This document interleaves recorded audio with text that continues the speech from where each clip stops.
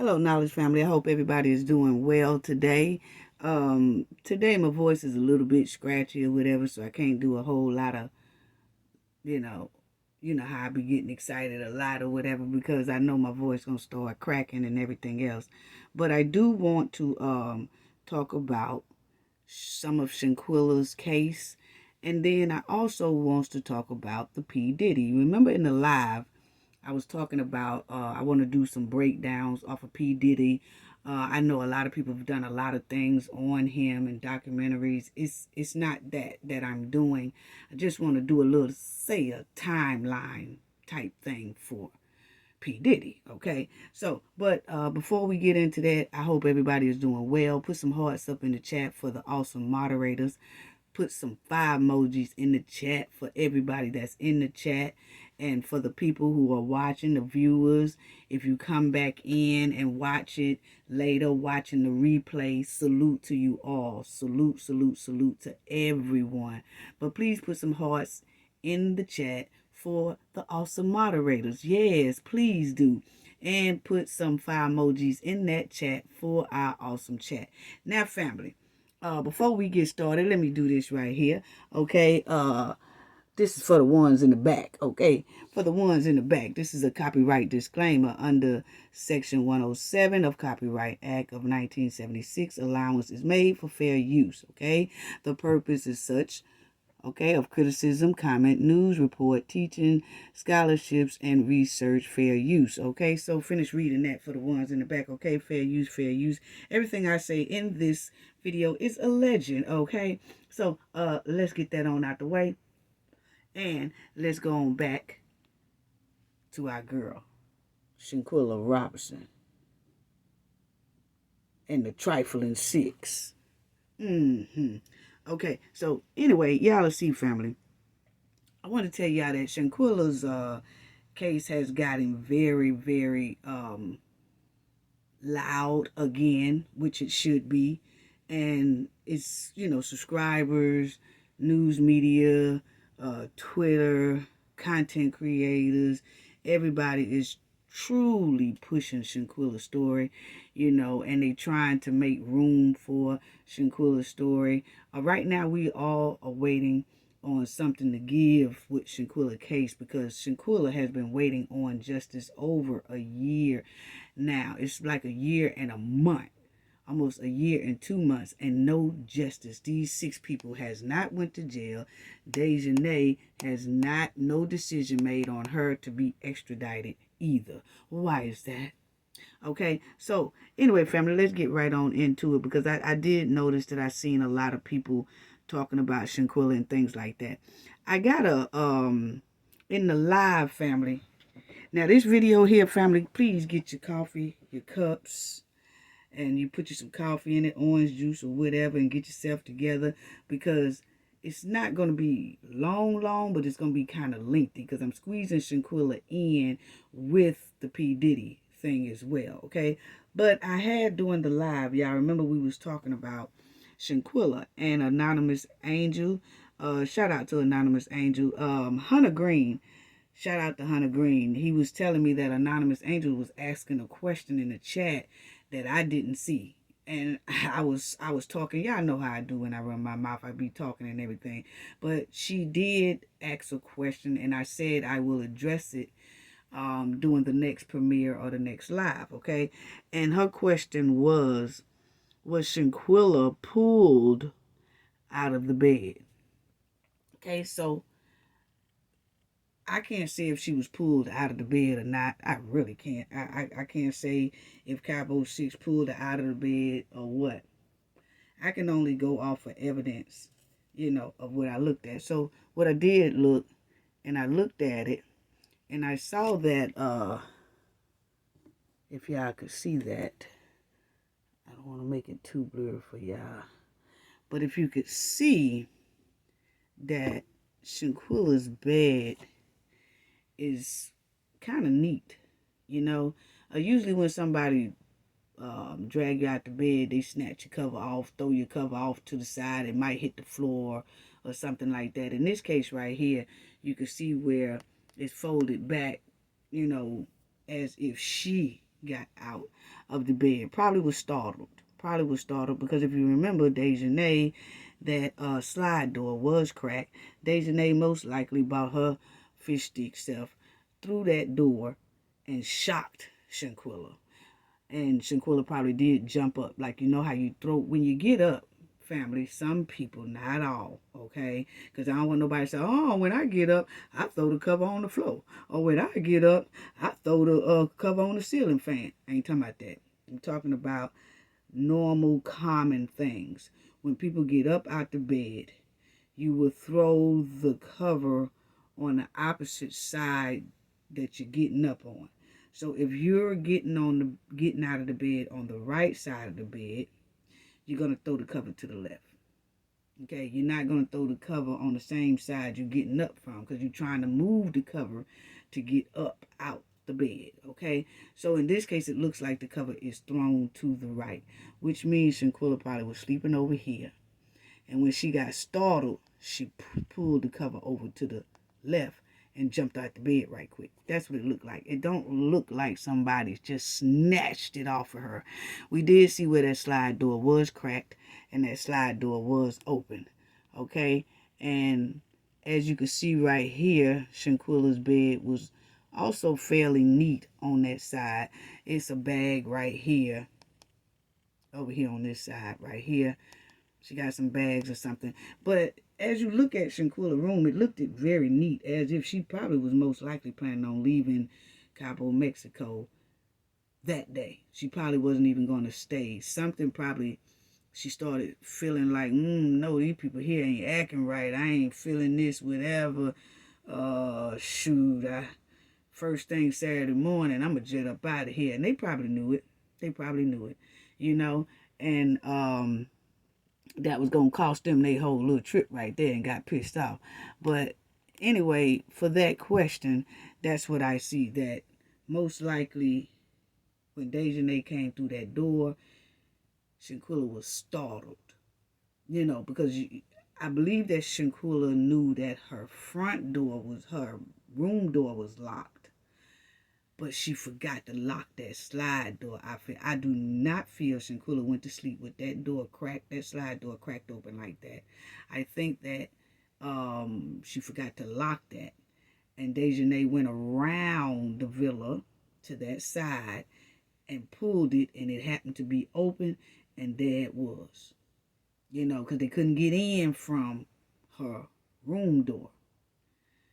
Because she slept, you know, in a nude. So I don't think Shanquilla went to sleep with that door cracked like that. I think Fish Stick Dejanay Jackson went in through that door and she attacked Shanquilla. But when she came in through there, I think it startled Shanquilla, and she woke up and she threw that cover to the side and jumped up like, you know, what's going on? No clothes on, no nothing. By that time, Dejanay is opening up the room door for the other cowboys to come in. Okay, now, y'all remember when I told y'all I think that Nizia was the lookout man, okay? Nizia was there on Friday, okay? But when that attack broke out, I don't know if I know my older subscribers, y'all know, shout out to the old subscribers and the new subscribers. Shout out to y'all. Thank y'all so much. Please hit that like button too, and please hit the subscribe button if you can. But back to this. I know that in one of the videos, probably about 5 months ago, I said Nizia was there and Nizia was the lookout man. That's just how I feel. That's what I say, right? I feel he was the lookout man, but I do think when he say, I wasn't there, I'm thinking that Nizia saying he wasn't there because he wasn't in the room. He was on the outside of the villa. He wasn't on the inside of the villa because he was on the outside of the villa because he was the lookout man. Now, if you notice here, I got this, and I don't know if y'all can see it, but this is when they was recording. I don't know if y'all can see these fingers right here, family. There's some fingers right here. Fingertips, white fingertips. That was Winter's phone. And when Malik, who was recording the attack, when he turned his phone by accident, see, they was doing a lot of stuff on accident. Y'all remember when Shanquilla was getting ready to pick up a card during that card game on Friday, and she turned her phone to go pick up the card, and that's when we saw Nizer in his shoes and them raggedy pants and all that stuff. The physique of Nizer was standing right there in that hallway. Well, in this case, Malik did the same thing during the attack, okay? Malik turned his phone over, and he turned it over to the right, and there was Winter. He captured Winter phone talking to somebody, FaceTiming somebody at the time of this attack. That person has a physique that looks exactly like Nizer. If y'all remember, I know you can't see it too good here, but inside there, you could tell that this person is outside that Winter is talking to. So, you remember they was all on the inside of the villa, okay? They was all on the inside of the villa watching the attack, okay? So, no, she didn't, this right here, she didn't capture nobody on the inside of that room. She captured a person who she was on FaceTime with, okay? And that happens to be Nizer, looks like, my opinion. That looks like Nizer in this little physique right here. This is outside. This is the sky. I know it's kind of blurry to you, but this person is talking on the outside. And it looks like the physique of Nizer. Okay, now on the outside you would see the sky. The sky is kind of an orange blue. And if you remember, during the attack has orange, the sign of sunrise, okay? Because Dejanay and the Cowboy 6 attacked Shanquilla around 6:30 in the morning, okay? Now, the person who was outside on that FaceTime with Winter looks a lot like Nizer Wiggins, okay? It does. That's my opinion. It looks like him. And their background, they were standing outside, and that has a little, you can see a little touch of a orange in the sky, not much. It's like he's probably on the west or the east side of that villa, whatever. I'm not pinpointing which side he was on. What I'm saying is, whoever that person is in that video was there. Okay, but they was the lookout man. So I had always said that Nizer was most likely the lookout man. And that's because if anybody come near the villa, or if the maid try to come to the villa, or if a package try to come to the villa, or somebody try to come in the villa, he can stop them because he know that it was an attack going on the inside. So he could stop a person from coming in, even touching the doorbell, ringing the doorbell, nobody, oh no, you know they busy. He was the lookout man on the outside. That was Nizer. So that's why I say when Nizer say I wasn't there, what Nizer actually meaning is I wasn't in the room. I was there, but I wasn't in the room. Because that physique looked exactly like Nizer. And no, he wasn't at no airport. No, he wasn't. Oh, you know, she could have FaceTimed him and he was at the airport and he was on his way. Nah, no deal. We're not doing that, okay? I'm looking at it. We slowed it down and everything. That person was most likely standing right outside that villa. I'm sorry. And when they go to court, if they ever do go to court, most likely Nizer is going to then have to tell the truth, you know, because he will still tell a lie with a Bible and a blunt. Okay, so that don't, you know, we're not too excited about him going to the courthouse because he will lie on the Bible, okay? So if he'll lie on the Bible, holding the Bible in his hand, he definitely will lie under oath in the courtroom. That's point blank, period. But anyway, but that person does look like Nizer. It does look like captured it real quick. And that's Winter fingertips. That white French tip nails. Okay, so now I'm going to show you again. Right here. This is, you see the white French tip nails that she has on? Right here. White French tip nails. And she's still holding that phone. Right there. Okay, so that's what lets me know that that was most likely Nizer. That was the watch out man. So yes, he was there and he knew everything that was going on. And you know, they was all excited. She FaceTiming him on the outside. Oh yeah, they do. You see it, you hear it, you see it, all that crap. Okay, but that was Winter. And what Malik did was messed around, and his phone went to the right. If you go look at that attack video, some of it's still up, some of it is down. I know on YouTube it's down, but on certain sites you can see it, and you will see that Malik was recording, whoever was recording, which was Malik, because his voice was too loud in the phone microphone. Okay? And we really least fight back. Yeah, So his phone accidentally went to the right, and that's when it captured Winter on the phone with this person right here. And that's her French tip nails on the end holding it. So at the time of the attack, she was talking to this person, which I say is Nigeria, by looking at the sky in the background. Okay, so now that we done finished talking about that part, but that's it right there. I just wanted y'all to see that those French tip nails and everything, that is Winter. So what I can say is that Winter most likely did not record that whole attack on her phone because she was on FaceTime with this person. She could have been recording while she FaceTiming this person or whatever, but I know that this person was on her phone at the time of the attack.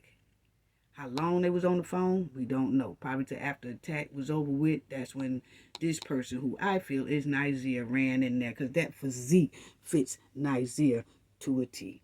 Yes, it does. Yes, it does. Okay, so this is what I wanted to show y'all, family. You remember when I did the live and we was talking about the essence? We was talking about the thing on the essence. Let me talk about that. So, Anonymous Angel, I hope that answered your question on there about was she pulled out of the bed. I can't say if she was pulled out of the bed or not. Only thing I can go off for kind of what people's habits are when they get up out the bed. And the bed, the sheets don't look like it was snatched off nobody. Snatched off and thrown to the side. Now it looks like it was neatly got out of. Not neatly got out off of, but like a person who is waking up and throwing the cover to the side and then get up. It don't look like somebody just snatched it, because when you snatched it, that stuff, it should have been on the floor as well. You know, that's how I feel. That's my opinion. I wanted to show everybody this right here. And this is from Essence. When we said that this is what the lawyer says she's gonna do with the travel mates, okay? The lawsuit will be against the 6 travel mates, including the 3 who lied by omission by failing to disclose that someone had been, hitting on Shanquilla prior to her death, okay? So that omission thing, we talked about that. With that omission thing, that the Cowboy 6 are really going to have to explain, especially Dejanay, Khalil Cook, and Winter Donovan, why they lied when they sat in the mother and sister face and said, nah, it wasn't nothing happened. No, it wasn't no fight, wasn't no attack, it wasn't none of that. But then the video showed, yes, it was, with them right there in the room. Winter holding the phone. Khalil Cook is saying, why won't she fight back? And then you catch a glimpse of Khalil too, because guess what? Malik did that too. Malik, you was very sloppy with your video recording, because if you look at it, Malik's phone is the one that captured Khalil on the left, his side of his beard and his face and all that stuff.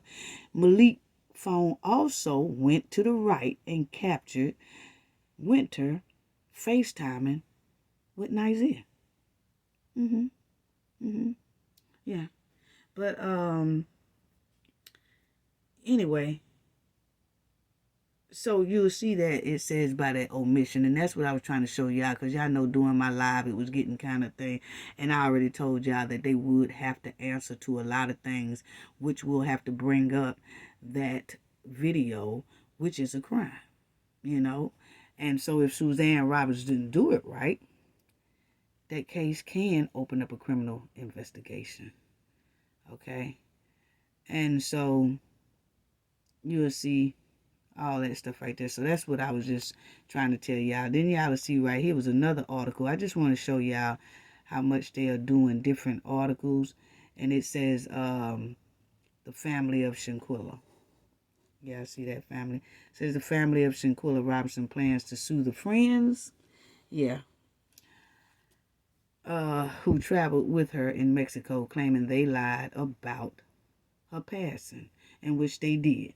Okay, so I'm just showing y'all that they are doing different things. And this is when, remember I told y'all I wanted y'all to see how it was worded. This article here says the family of Shanquilla Robinson, who was deleted during Mexico vacation, are set to sue the 6 of her travel companions for hindering an investigation. See, that's another legal word, hindering investigation into her death. Then it says FBI refuses to release files despite horrific video that shows her being, hit in that villa. So I was just trying to show y'all that right there, that they're using a lot of terms, but we also do need, and this was updated on the 12th. See, they did the 12th of November 2023. Okay, a couple of weeks before Thanksgiving. But I was just showing y'all that they are continuing to put her story inside of these news articles, which is a good thing. My thing is that we do need that attorney Suzanne Robinson, to really drop this lawsuit, because it's getting to the point. It's a year and a month now, and I'm just sorry I have to say that lawsuit should have been being prepared and dumped. Yes, federal law suits are very complicated and you have to do a lot, but as family, I feel like this: as soon as the DOJ said no criminal charges, they should have been working. First of all, that should have been appealed. I feel, my opinion, that decision should have been appealed to the higher court. Okay, but since they didn't appeal that, that's when the lawsuit paperwork should have started going into effect right then. And by now, they made their decision in April. They should have started preparing that federal paperwork for the civil lawsuit in April. That's just my opinion. I'm just saying, because the longer you wait, the more you give Cabo 6 a chance to get prepared, slide out of things, and evidence deteriorates. I'm sorry. But anyway, it's April, May, June, July, August, September, October, November. 7 months. 7 months. November. Finna be December. 7 months. December. That'll be 8 months that they had to prepare for this civil suit, because the DOJ made the decision in April.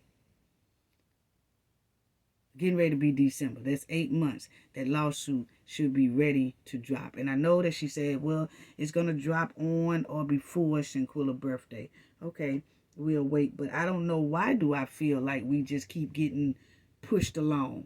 We just keep, every time we get to one deadline, that deadline is pushed farther off.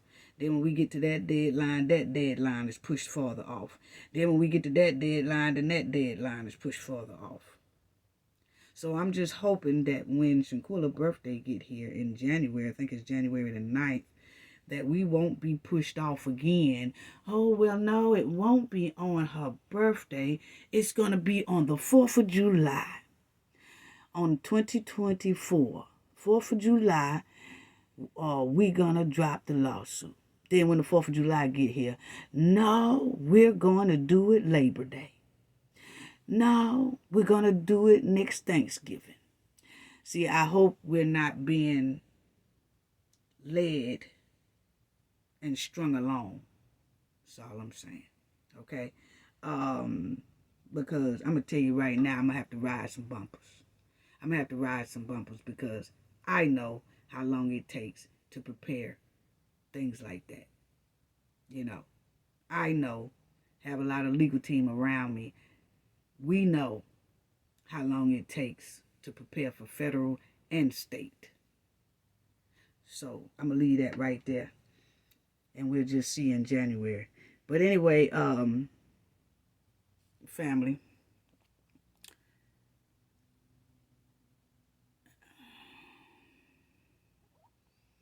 You see right here, says the family of Shanquilla, who was deleted during Mexico vacation.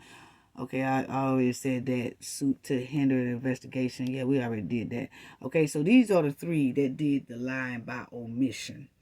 And they went over to the house and told that big flat lie about alcohol poisoning when they knew that this one right here had attacked Shanquilla. So this is supposed to be Shanquilla's best friend. He gonna bring the deleter, and all of them is deleters, but they all gonna travel over there and tell that lie. So yes, they are the ones who gonna get the bulk of that lawsuit, because they lied by omission, and that's gonna bring out a lot. So which one of these right here trifling snakes are going to buckle down and tell on the rest of them? Is it going to be Dejanay? Is it going to be Khalil Cook? Is it going to be Winter Donovan? We don't know. But the pressure is going to get put on them if they go to a civil lawsuit trial. Okay? And I really want to say something, but I'm just not. But what I really hope don't happen is when January get here, somebody tell us that Cowboy 6 settled something behind the scenes. Because, no, we're not going to drop no lawsuit because Cowboy 6 settled, agreed to do something, agreed to a settlement behind the scenes.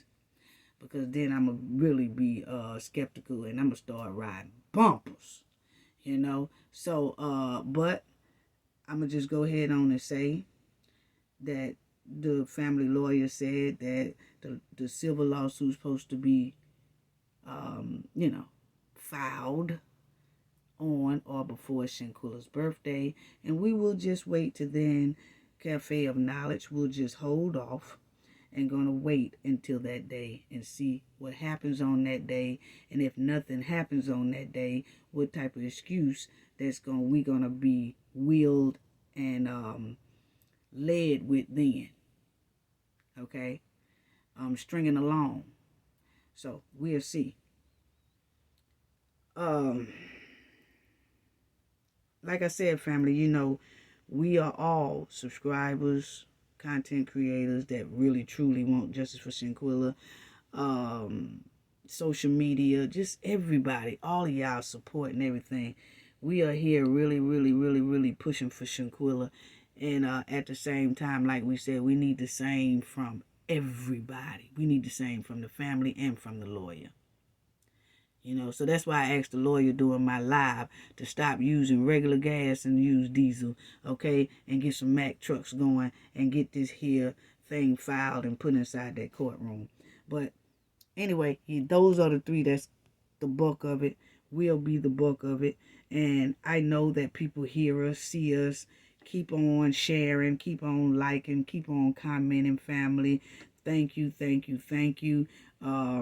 Sharing it everywhere, talking about it. Word of mouth is the best type of advertisement, okay? So just thank you all for that.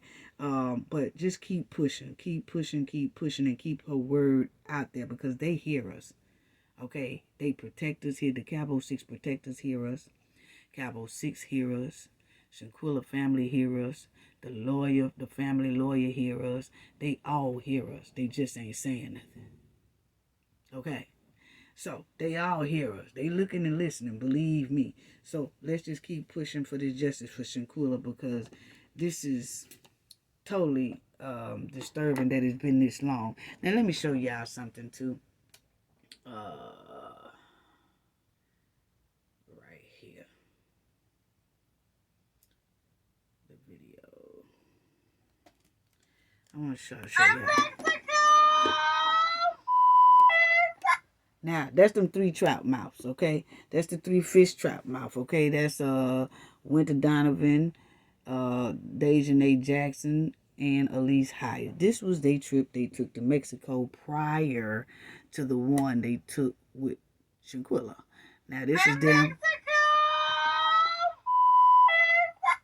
Yeah, you see, that's them being real happy.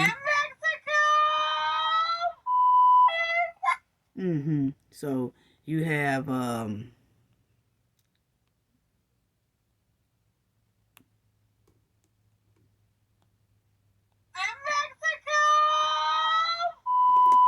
on.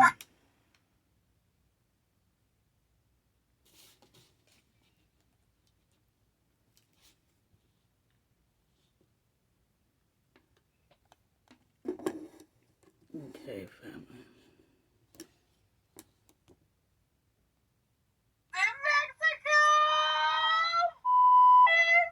Mm-hmm. And that's Deja name. So see, that's all of them having a good time, and this was them on a plane, and this is they took this trip like probably a year prior to Mexico, and then the year after that, that's when they went with Shanquilla. But I just wanted to show this that they have a good time with each other. They have never included Shanquilla into nothing. Okay. Another thing I want to point out is you see how jolly and happy they are, and they put this on social media. This little clip. Oh, we in Mexico. What's up? What the F up? We in Mexico. We having fun. What's up? And they drinking, and you see Elise at the beginning toasting up. Then you see Dejanade, and you see Winter at the end. So what I'm saying is, remember when I said they take bukus of pictures when they are on vacation. They take it while they going. They take it while they in the air. They take it when they land. They take it in their hotel or wherever. They are loaded with pictures and pictures and pictures and pictures when they go on vacation. I've showed y'all their habits and their trend. As y'all see, when they was down there with Shanquilla, you can't find one post they did about Cabo, Mexico. You see no pictures. They didn't take any pictures. None of that. That tells me that they premeditated this thing. That's why I said this was a setup, what they did to Shanquilla. Yes, it was. My opinion, it was a setup. Because any other time, these three ladies, Dejanay Jackson, Elise Hyatt, Winter Donovan, take picture on top of pictures, on top of videos, on top of videos, every time they traveled together. And that time they went to Cabo, Mexico, they decided not to even take one picture. And we caught Winter FaceTiming Nigeria while he the lookout man. And that's the only time she picked that phone up. And we wasn't supposed to see that. But she damn sure didn't post no pictures. None of them. So why did the habit change? Because it was planned to attack and delete Shanquilla. Yes, it was. That's my opinion. Check this out again. Check this out again.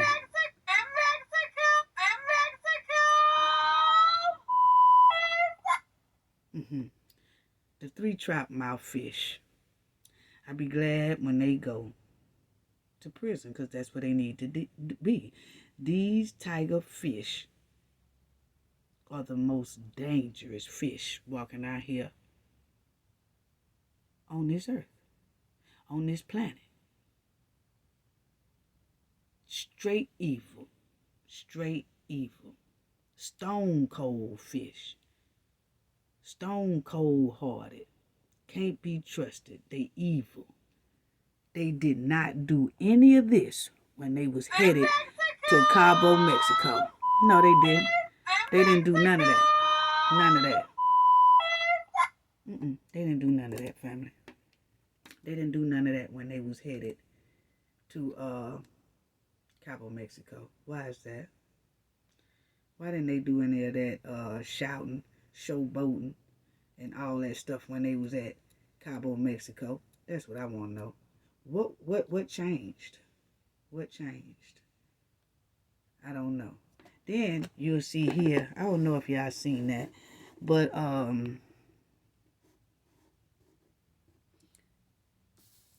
this was an update October the 13th, 2023 with Shanquilla. You know, the lawyer was saying something about she didn't want to the family decided not to do a third autopsy. And a lot of people were saying, how come they won't resume her body and things like that? And she was saying, no, we're not going to do that. The family decided not to do that. So you see right here, she says, I don't think a third autopsy is necessary. Okay? You'll see right there. She said, I don't think a third autopsy is necessary for the exact reason I'm saying. It'll still be more, compromised than the second one. Okay? Compromised than the second one. But anyway, family, the thing is that both autopsies, and I can understand where they're coming from, and I feel the same. Both autopsies basically say Shanquilla was brutally beaten. So what you need a third one for? See, people have to understand, when you're doing a third autopsy, it's to find something different. Yes. But the thing is, both autopsies showed us, the sketches showed us, North Carolina sketch told us, Mexico told us, she was brutally beaten. No matter if one say, oh no, her spine wasn't broken, and the other one say, well, yeah, it was. Or, something like that. But they both say Shanquilla had severe head injury.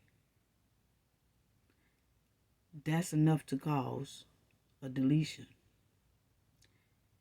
That is. So both of them are basically saying the same, just in different ways. One just saying, no, her spine wasn't messed up, and the other one say, yeah, it was messed up. One said her neck was, broke. The other one said, no, her neck wasn't broke.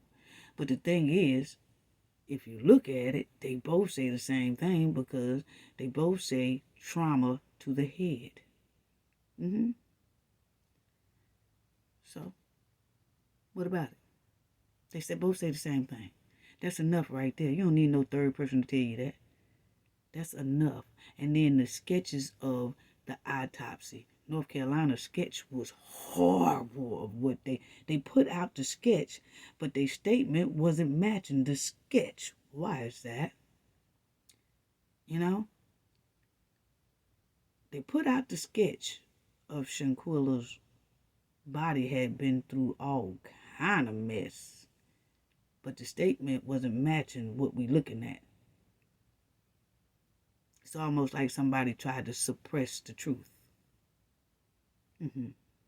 So, I don't think that they need no third autopsy. For what? They can take both autopsies to the courtroom and that sketch of Shanquilla and get a lot done with just that. So, that's what she said. She said Shanquilla's family was initially told by friends that the 25-year-old had passed of alcohol poisoning. We already know that part right there, And right here, what I wanted to say, she said, Mexico label of cause of death was severe spinal cord injury and the neck injury. A second autopsy conducted in North Carolina by the Mecklenburg County Medical Examination Officer had inconclusive, which is the first report, claimed that there were no injuries to Robert's spines, but it did find that brain injury. See what I'm saying? So Mexico found the brain injury and talking about the neck and the spine, and then they say in North Carolina, brain injury. That's enough right there. And then she's saying that the video surfaced and matched everything both autopsies said. It did. The video surfaced online of Shanquilla shown being physically assaulted by one of the members of the travel group. Okay, so actually the video matched what Shanquilla injuries are in both autopsies. That video matches exactly what the autopsies say. Rather you say this autopsy said nuh-uh, and that autopsy said but they both have things on them that attaches Shanquilla's death to that video. That's how they go, family. Okay, so That's all I wanted to say about that right there. But she's saying that's why they don't want to do no exhume nobody because they got enough. They don't need it. You know what I'm saying? They don't really need it. There's no plans to do a third autopsy. So that's that. And I want to show y'all this because in Louisiana, I seen where in New Orleans they had that insurance agent suspended, accused of fraud. Remember when I was telling y'all that about the Cabo 6 going into insurance, and I said it smelled like fraud somewhere up in there. And I say some people, some insurance agencies, some agents will do some fraud. Not all of them, it's just a couple of bad apples you'll find here and there. And I was telling you that that's most likely what the Cabo 6 are doing. Because it just smells stink all around them. As you will see, they caught one in New Orleans here lately. You'll see that says November the 20th. Right here, November the 20th, 2023. It was a Louisiana Insurance Commissioner office has shut down a New Orleans insurance agent and his business for allegedly committing insurance fraud. See, that's what I'm talking about them Cabo 6. I just wanted to show y'all that what I was talking about is happening in Louisiana. Yeah.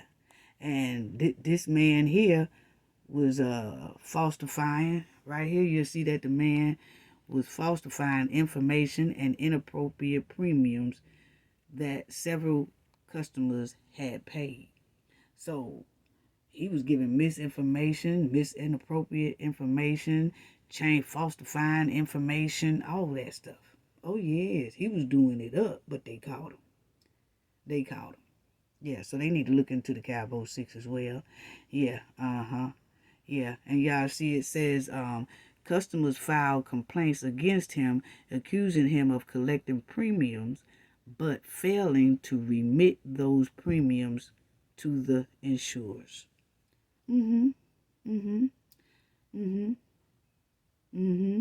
And you see up here it says that his agency was providing them with false information about policies and properties.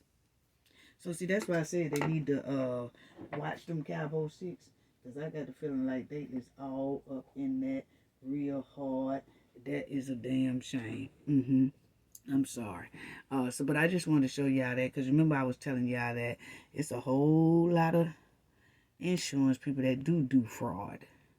They really do, and you have to watch it, because some of them get into that insurance field just to rip off the elderly or something like that. And that's what I feel about Cabo 6. And then I ran into that story when we was traveling down in Louisiana, and that was a big story down there about the insurance agent that was just frauding people for a minute now, and Louisiana had to shut down his office and all that. And I was like, wow.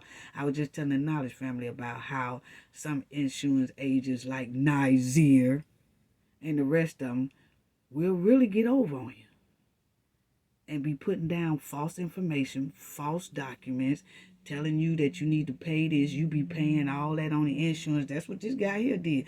Them folks was giving him money, and where was he putting the money? Because it sure wasn't on their premium, because what he was telling them type of insurance they had, they didn't have it. And when it came time for them to pay up for them folks' insurance, they couldn't pay up because they were saying their premiums were falsified. Let that sink in.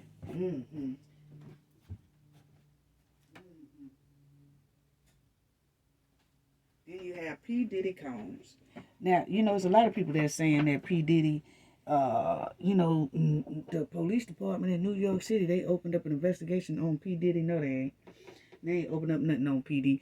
They ain't opened up nothing on the PD. Okay, what he has to do is a lot of people is gonna have to come out on Diddy before I think New York City will start investigating him and picking it up and things like that. Even though it's a lot of lawsuits out there now, but I'm gonna tell you before the NYPD and all that stuff pick up any cases, they're gonna make sure it's solid. they gonna make sure the cases are solid before they pick them up. Yeah, they just don't, it's gonna have to be some real solid info before they pick it up. You'll see right there, it says Sean Diddy Combs is not under investigation by the NYPD despite reports. The New York City Police Department shut down a report that Sean Diddy Combs was the subject of an investigation after Cassie filed that a lawsuit, against him on Thursday. So no, he is not under any kind of investigation. Mm-mm, mm-mm. And I hear some people done made videos on that too, saying, yes, he's being investigated by the FBI, or he's being investigated by the police department. They done picked it up. No, they ain't. They said they ain't picked it up. They said they ain't picked it up. They want to make it clear that no, there is no investigation going on. His lawsuits is his lawsuits, but for as them picking it up, no, not yet. Not at this time, okay? Then you have this right here that just came out, that third accuser. Now, that third accuser family, that was a trip right there, because she was saying all kind of stuff on hers. Yeah, she said that he took her to dinner at a chicken and waffle, and it used to be a chicken and waffle place. I don't think it's a chicken and waffle place no more, but it used to be.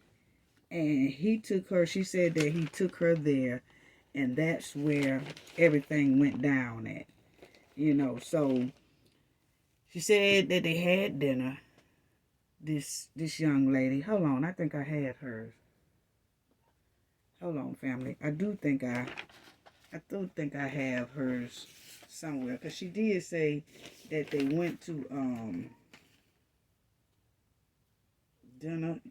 Yeah, this is it. She said that her and Diddy went to a dinner on January 3rd, 1991.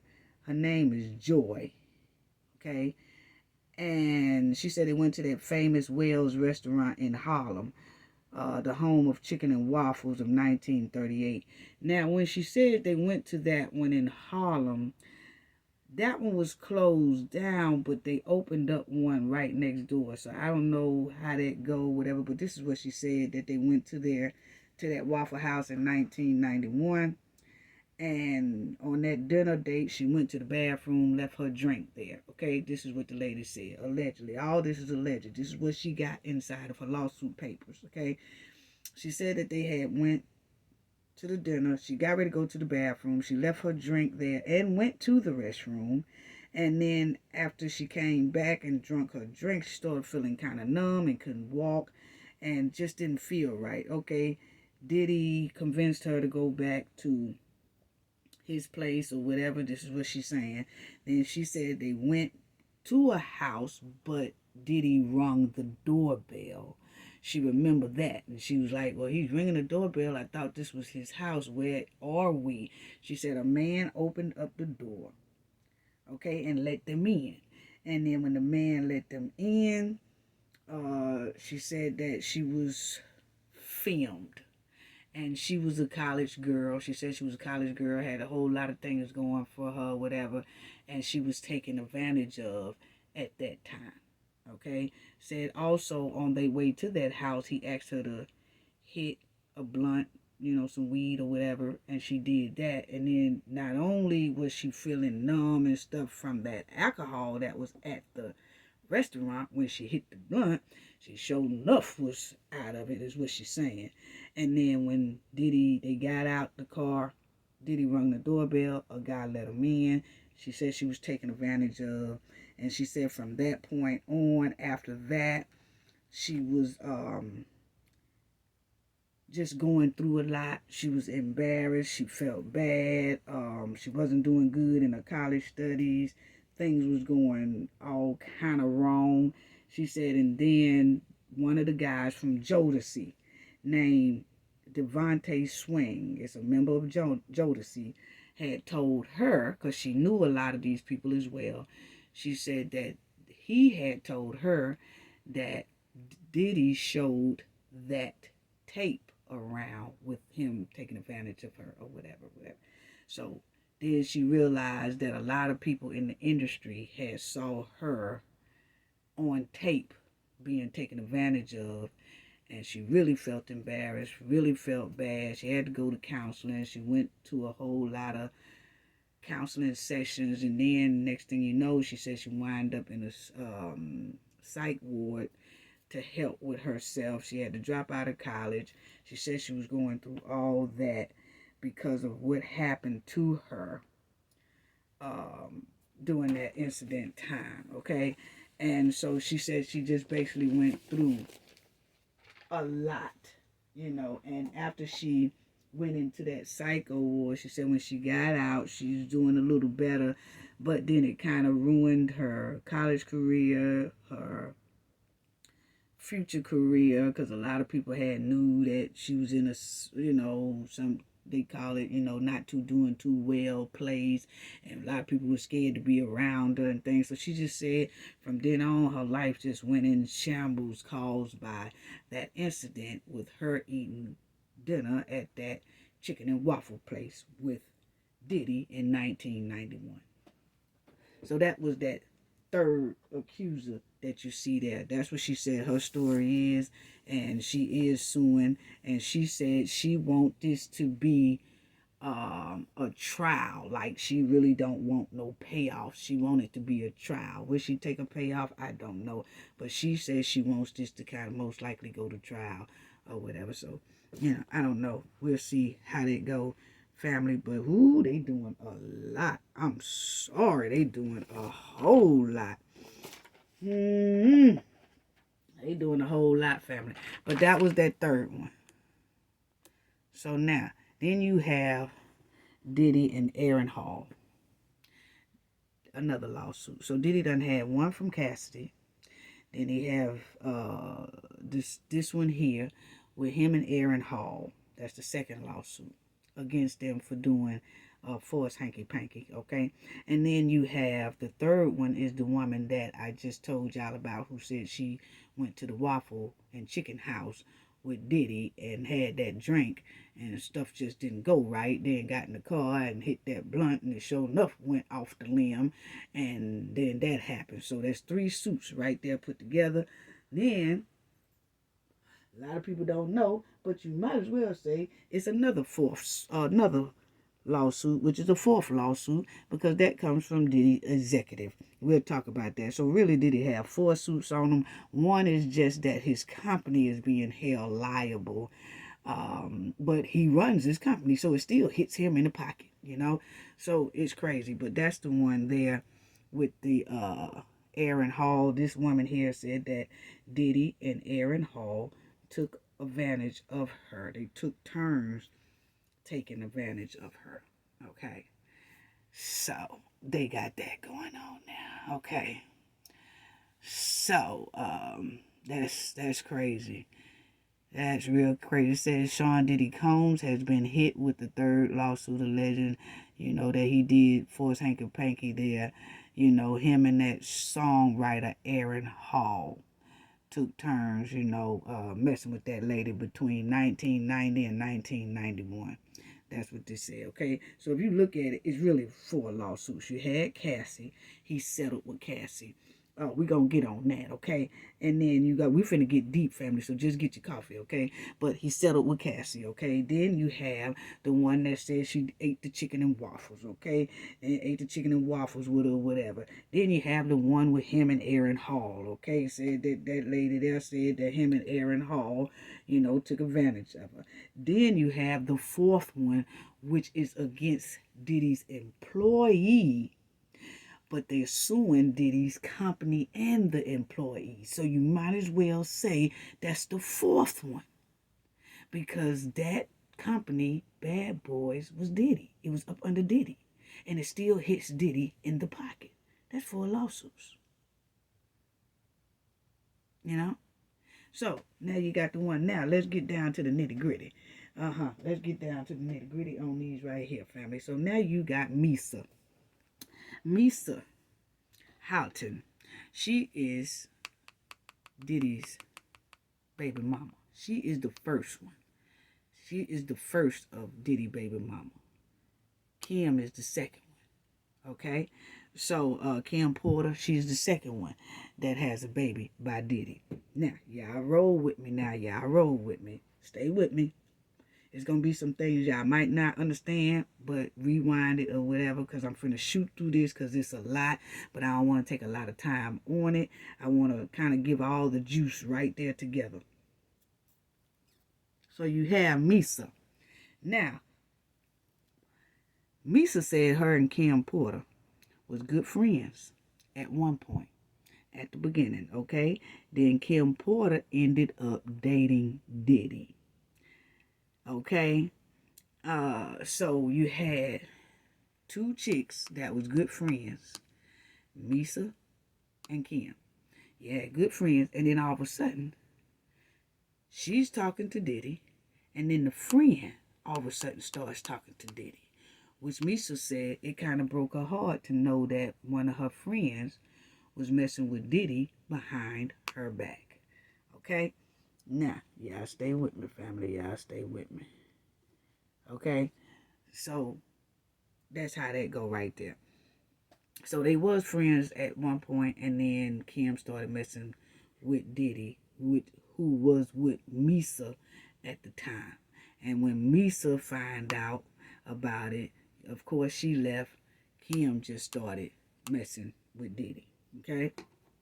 Now, Misa and Diddy has an older son together, okay? And that's him right there. That's the older son. Okay? That's Misa and Diddy's oldest son. Now, the older son got into a little problem there where he got pulled over for DUI or whatever like that. Misa saw it, and of course, this son here stayed with Diddy, not Misa. So when he got pulled over for the DUI, Misa got mad, okay? Now y'all stay with me because I'm finna take y'all all the way up this timeline road, okay? Now, Misa realized it was all over the news that her son had been arrested for DUI. So she gets mad. So she gets on her social media and start clowning on Diddy. Okay, so y'all will see right here, it says Diddy X Misa post cryptic social media rant slamming rapper after son's arrest for the DUI. Okay, they share a son together who is 29 years old. Okay, and so that's him right there. Okay, and you'll see this was published here in June 6, 2023. Okay, so now check this out, family. Okay, this is what Misa was saying. This is what Misa was saying, okay? She said, how do you go from one of the greatest to ever do it and making all your money off alcohol and suing the damn alcohol company? She wrote, okay? Sell something healthy that build people up. I'm sick of it. Not mine. So she meaning by, Diddy was with Cîroc. And a lot of people thought Diddy owned Cîroc. No, he had a partner stake in Cîroc, okay? Cîroc was still owned by who they owned by, okay? But he just had a stake in Cîroc, okay? And Cîroc let Diddy go. Not because of these allegations. This Cîroc let him go around about June of this past year because they said he was hard to bargain with and hard to get along with, and Diddy was kind of rough, like throwing some threats towards them or something like that. So they felt like they came to the conclusion that we got to split partnership with him. We don't want to deal with him no more. Okay, so Cîroc don't deal with him no more. Okay, so no, they said they don't want him. That was before the lawsuits even happened. Okay, now so she is saying here that Diddy is doing all this promoting Cîroc and all this stuff, and now the son done started drinking and all that. Now he getting pulled over for DUI. So she's saying stop promoting stuff like that and promote something that's healthy, that build people up. So when she got at the bottom, say, not mine, she talking about her son, like, you ain't finna have my son out here being a drunk and getting pulled over by cops and stuff. That we ain't gonna do. We not finna start that right there, because don't nothing good come behind that, and really don't nothing good come behind following you too much. Allegedly, this is how she feeling, okay?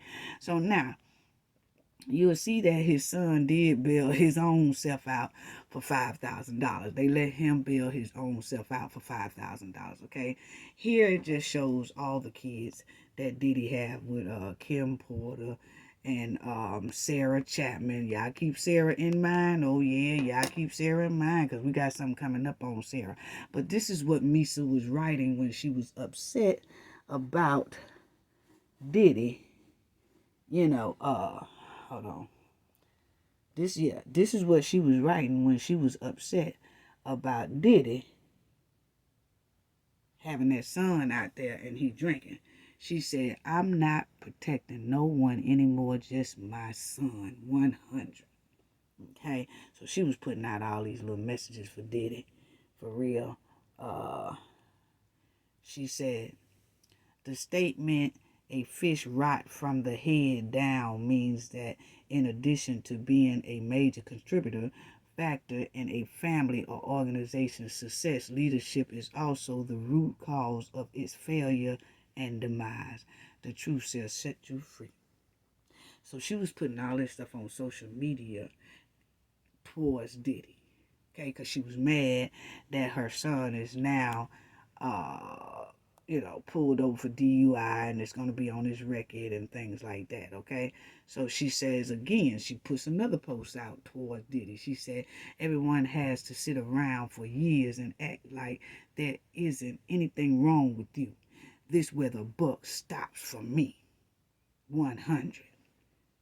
Okay? So this is all Misa. Misa is talking, okay? Now, Misa was upset about that, and then pretty soon, I don't know what Diddy said or something to her, but all of a sudden she stopped posting all that stuff, okay? Now, right here you have Sarah Chapman, which is right here, and Kim Porter. Once again, check this out, okay? Because Misa said publicly that she never said that Diddy put hands on her, but she did say back in an interview that the other ladies that Diddy deal with, they are all like sister wives. This is what Misa said. So, because Misa have a child by Diddy, Kim Porter have a kid by Diddy, Sarah has a kid by Diddy. Now, Misa said that Sarah and Kim Porter right there on the screen, they didn't get along. And they didn't get along because the same thing that happened to Misa happened to Kim Porter. Remember when I said that Misa and Kim Porter was very close? They was friends and things like that. The next thing you know, Kim Porter started talking to Misa's boyfriend, which was Diddy. Okay? And Misa didn't say too much. Kim Porter, right here, took Misa's man, who was Diddy. Now, in this case, while Diddy is going with Kim, Sarah starts messing with Diddy. And now Kim don't like Sarah. Okay? And then Diddy has both of them pregnant at the same time. Sarah had her kid a couple of months before Kim, but they both was pregnant at the same time. So they really did. Kim Porter really was not feeling Sarah, okay? But now Misa did say they all was like sister wives. And Misa said that Kim Porter and Sarah Chapman did not get along, and that she had to sometimes mediate between the two because they was all like sister wives, and like she said, her and Kim go way back. But like Misa said, when it happened to me and you was messing with Diddy behind my back, she said, I still forgave you, but now that Sarah is messing with Diddy behind your back, you don't like Sarah and won't forgive Sarah. But Misa was saying, I forgave you when you was my friend and you had kids by Diddy. So it's just a big sister wives, big mess thing. I'm like, ooh, that is too confusing. But Misa did say that they was like sister wives, and she was trying to get all of them to kind of get along. That's just how Diddy had them, family. I'm sorry. I'm just telling y'all what it was, okay? And so you just had a lot of that going on. Now, Sarah right here is Diddy's third baby mama. Of course, Misa is first, Kim is second. She is the third baby mama. But now, when Kim Porter, we're going to go back to that. But check this out. This is Sarah, right? Sarah Chapman. That's who Diddy have a baby by, and who he was talking to while he was talking to Kim Porter. He started talking to her behind Kim back, okay? And they both got pregnant at the same time. Okay, now, Sarah Chapman used to go with Tupac. Used to date Tupac, family. Yes, she did. Yes, get your stuff ready, whatever. She used to date Tupac. Okay, Sarah Chapman, P. Diddy baby mama, was going with Tupac back when Tupac had got out of jail in 1995.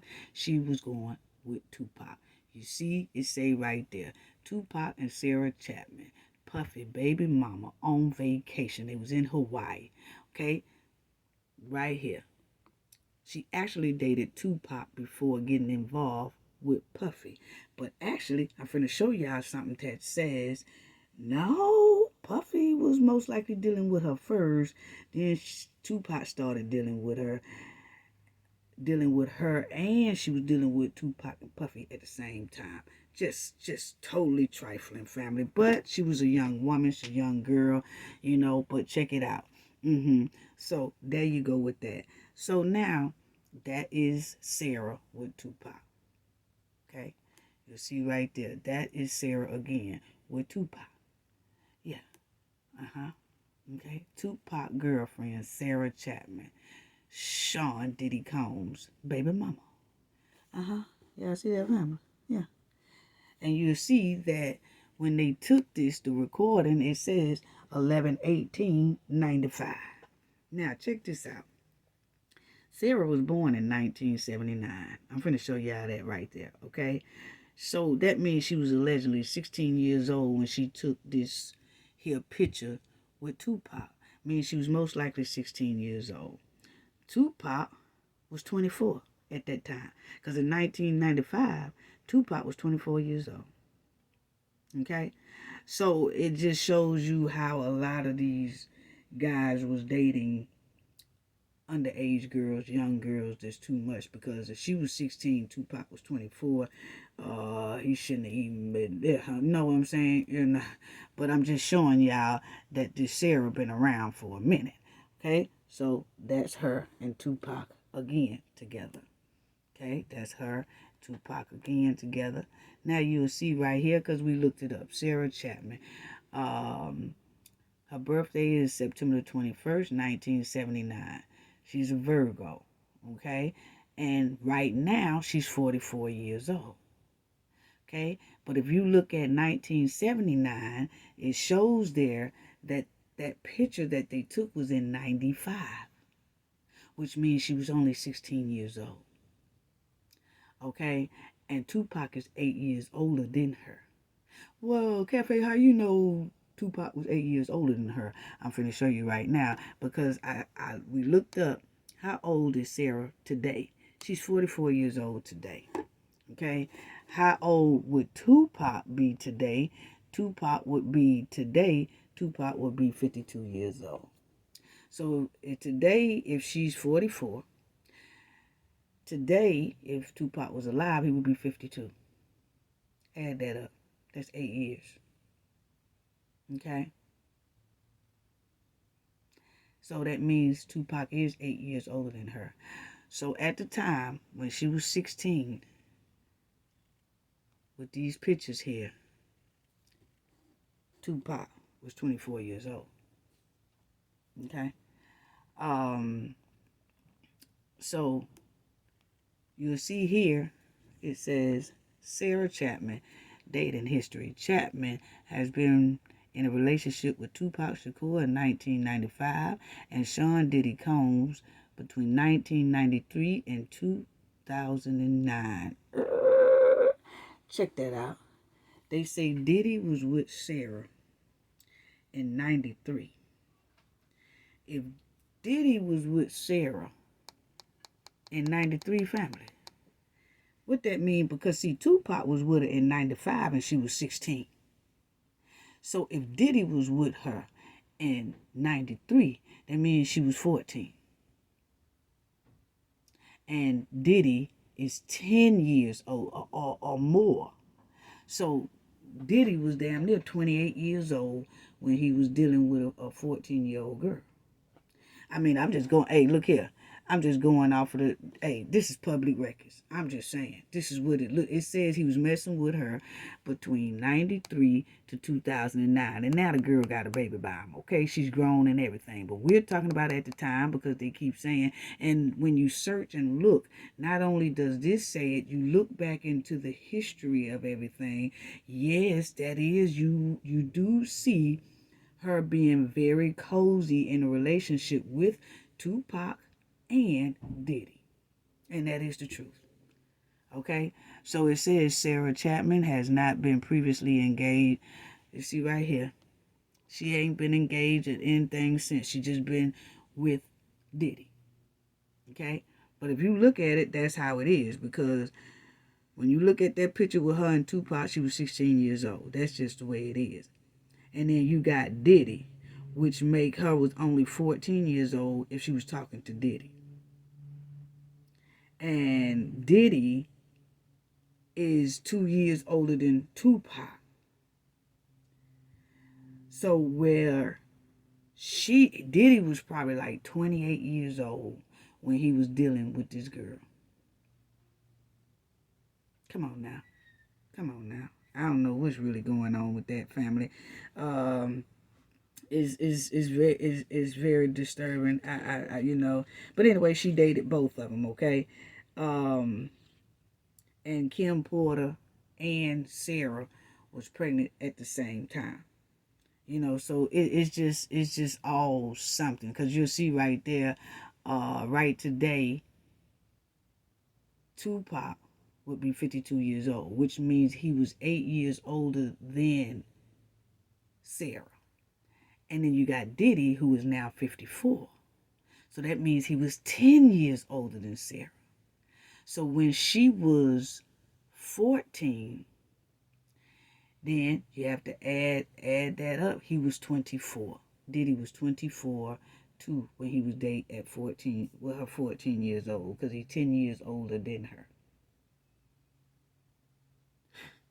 And Tupac was 24 years old. You know, it's just crazy when he started talking to her when she was 16, Tupac was 24. Isn't that weird? That's crazy. That's crazy. Wow. So anyway, so that's why I said you'll see that this with this thing going on with who is the cause of Tupac's demise and things like that, you know, they say they come to the conclusion that, you know they got Keefe D now. He's in there for participating in Tupac's death, you know, but you do also have a LA cop who claims that Diddy had Tupac deleted for $1 million, because that's what Keefe D down here has been saying. Okay, so it's just a big mess. But then I also say, you know, Diddy really despises guys who has talked to one of his ex, or after he finished dating them, and if his ex go with someone else, Diddy has a habit of disliking the man that his girl previously talked to. And he really has some type of envy for that guy, allegedly, that he makes him real spiteful, put it that. Because Sarah, when him and Sarah so-called, not Sarah, but the one that just put the lawsuit on him, Cassie. When she put the lawsuit on him, she had in her lawsuit that when she tried to break away from Diddy, she started talking to Kid Cudi, and then P. Diddy told her that, okay, since you talking to him, I'm going to do something to his car and make it go pow pow, make it go up in flames. And they said, don't know if Diddy did it or not, but the guy car really did go up in flames. That's Kid Cudi. And Kid Cudi said, yeah, my car did go up in flames.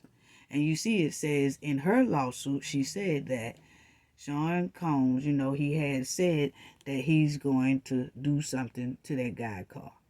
She said the next year in February 2012, this is after she tried to split from him, Ventura, that's Cassidy. She said that Diddy said he was going to blow up Kid Cudi's car. That's what he said. And he said he hoped that his friends be there with him when it happened.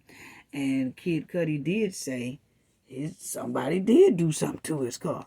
He said, yeah, somebody did do something to my car. Diddy said he didn't do it, though. Even though he told Sarah he was going to do it. Okay?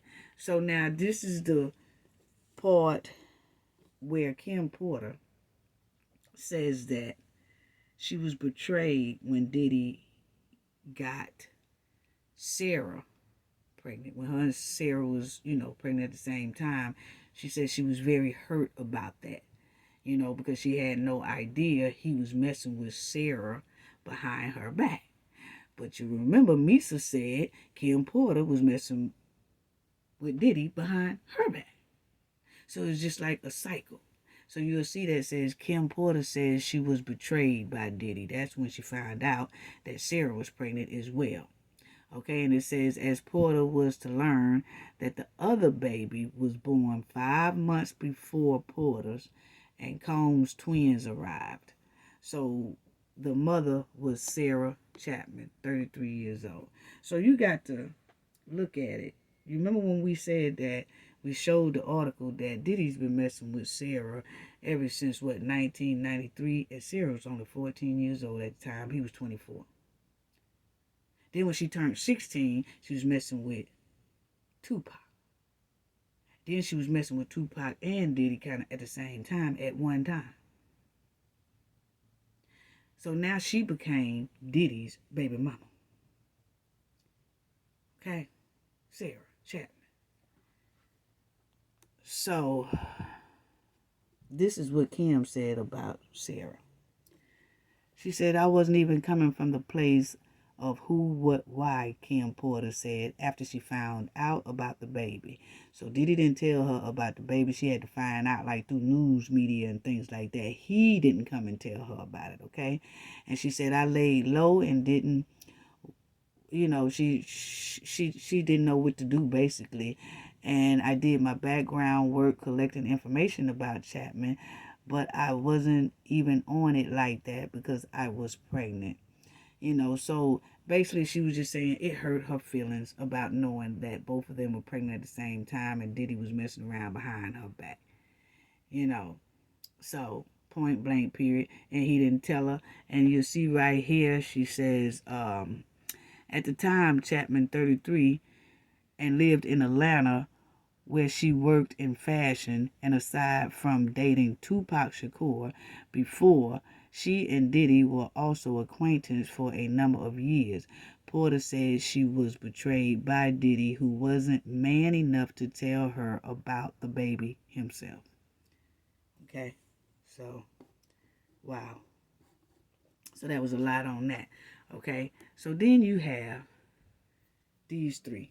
Those are the three baby mamas, okay?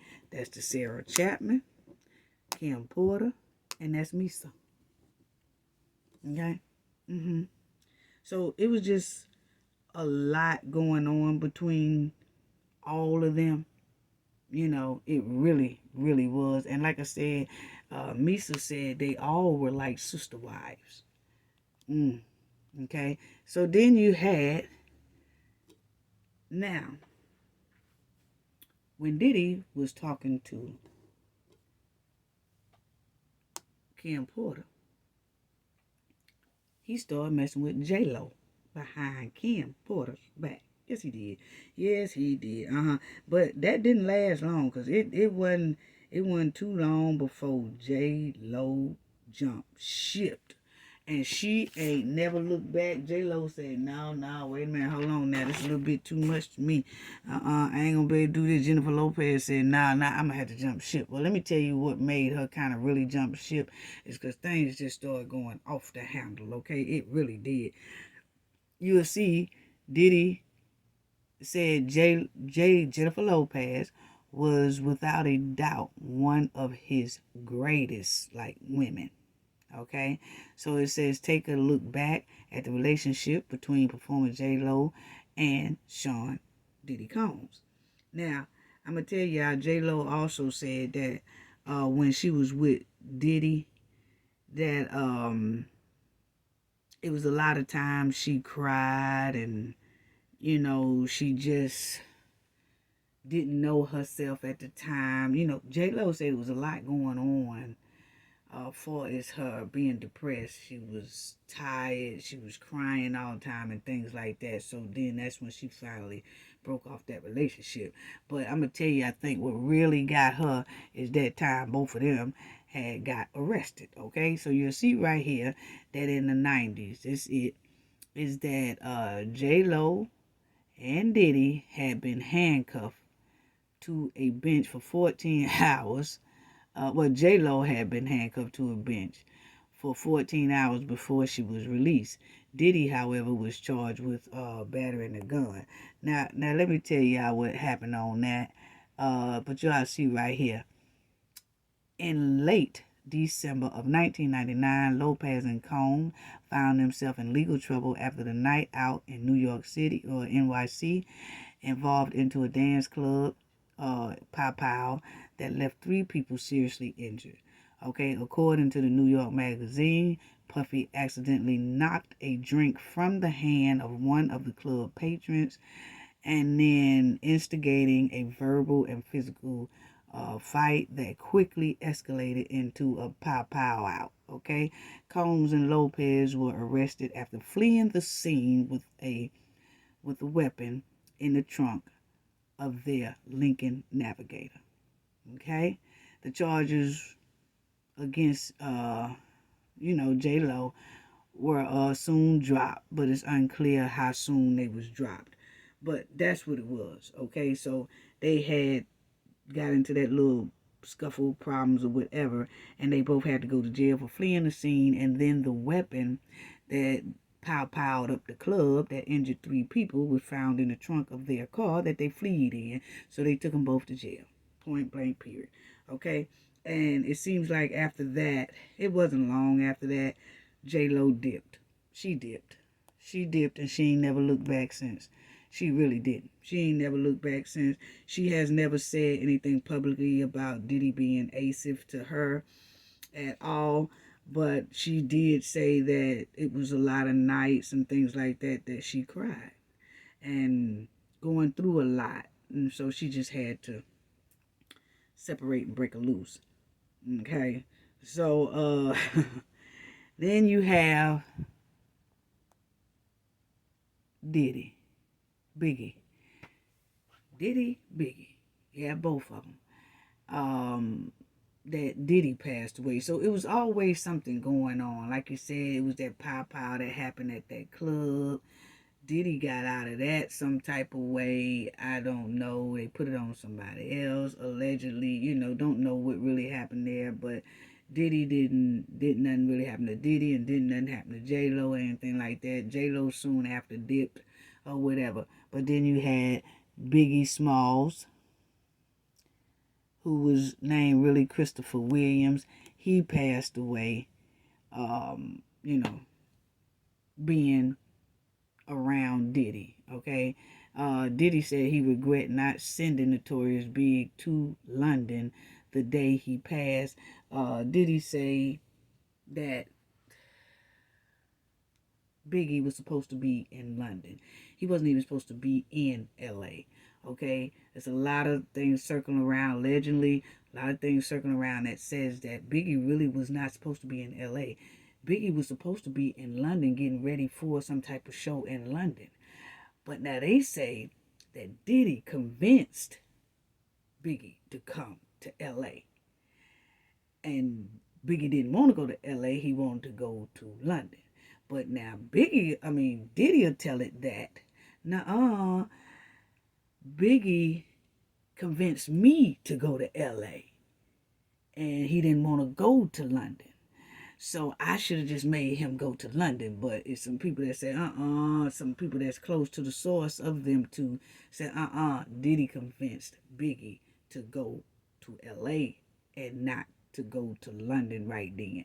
So it was just a big thing. But anyway, Diddy did say, I regret not sending Notorious Big to London the day he passed. But anyway, that's another person that lost their life that was around P. Diddy. And you know, a lot of things be questionable because a lot of people do question that. You know, why is it that things happen to people when they involve somewhat with Diddy? Allegedly, that's what it's looking like. Okay, so y'all see that right there.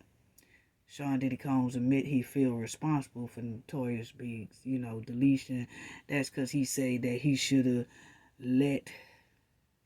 have let Biggie come to LA. He should have sent Biggie on to London. Okay. Kim Porter. Then all of a sudden, Kim Porter, the baby mama, she goes. But did everybody know that she was a model and did all that stuff? She also was the founder of Bad Boys Records. Kim and Sean have a son named Christian, okay? Now, she was one of the founders. You want to know who else was one of the founders? Heavy D. He was one of the founders, okay? Then you had another one that was one of the founders, which I'm going to show that, okay? Then you had another one who was one of the founders. And all of them, including Kim, are gone. Yeah.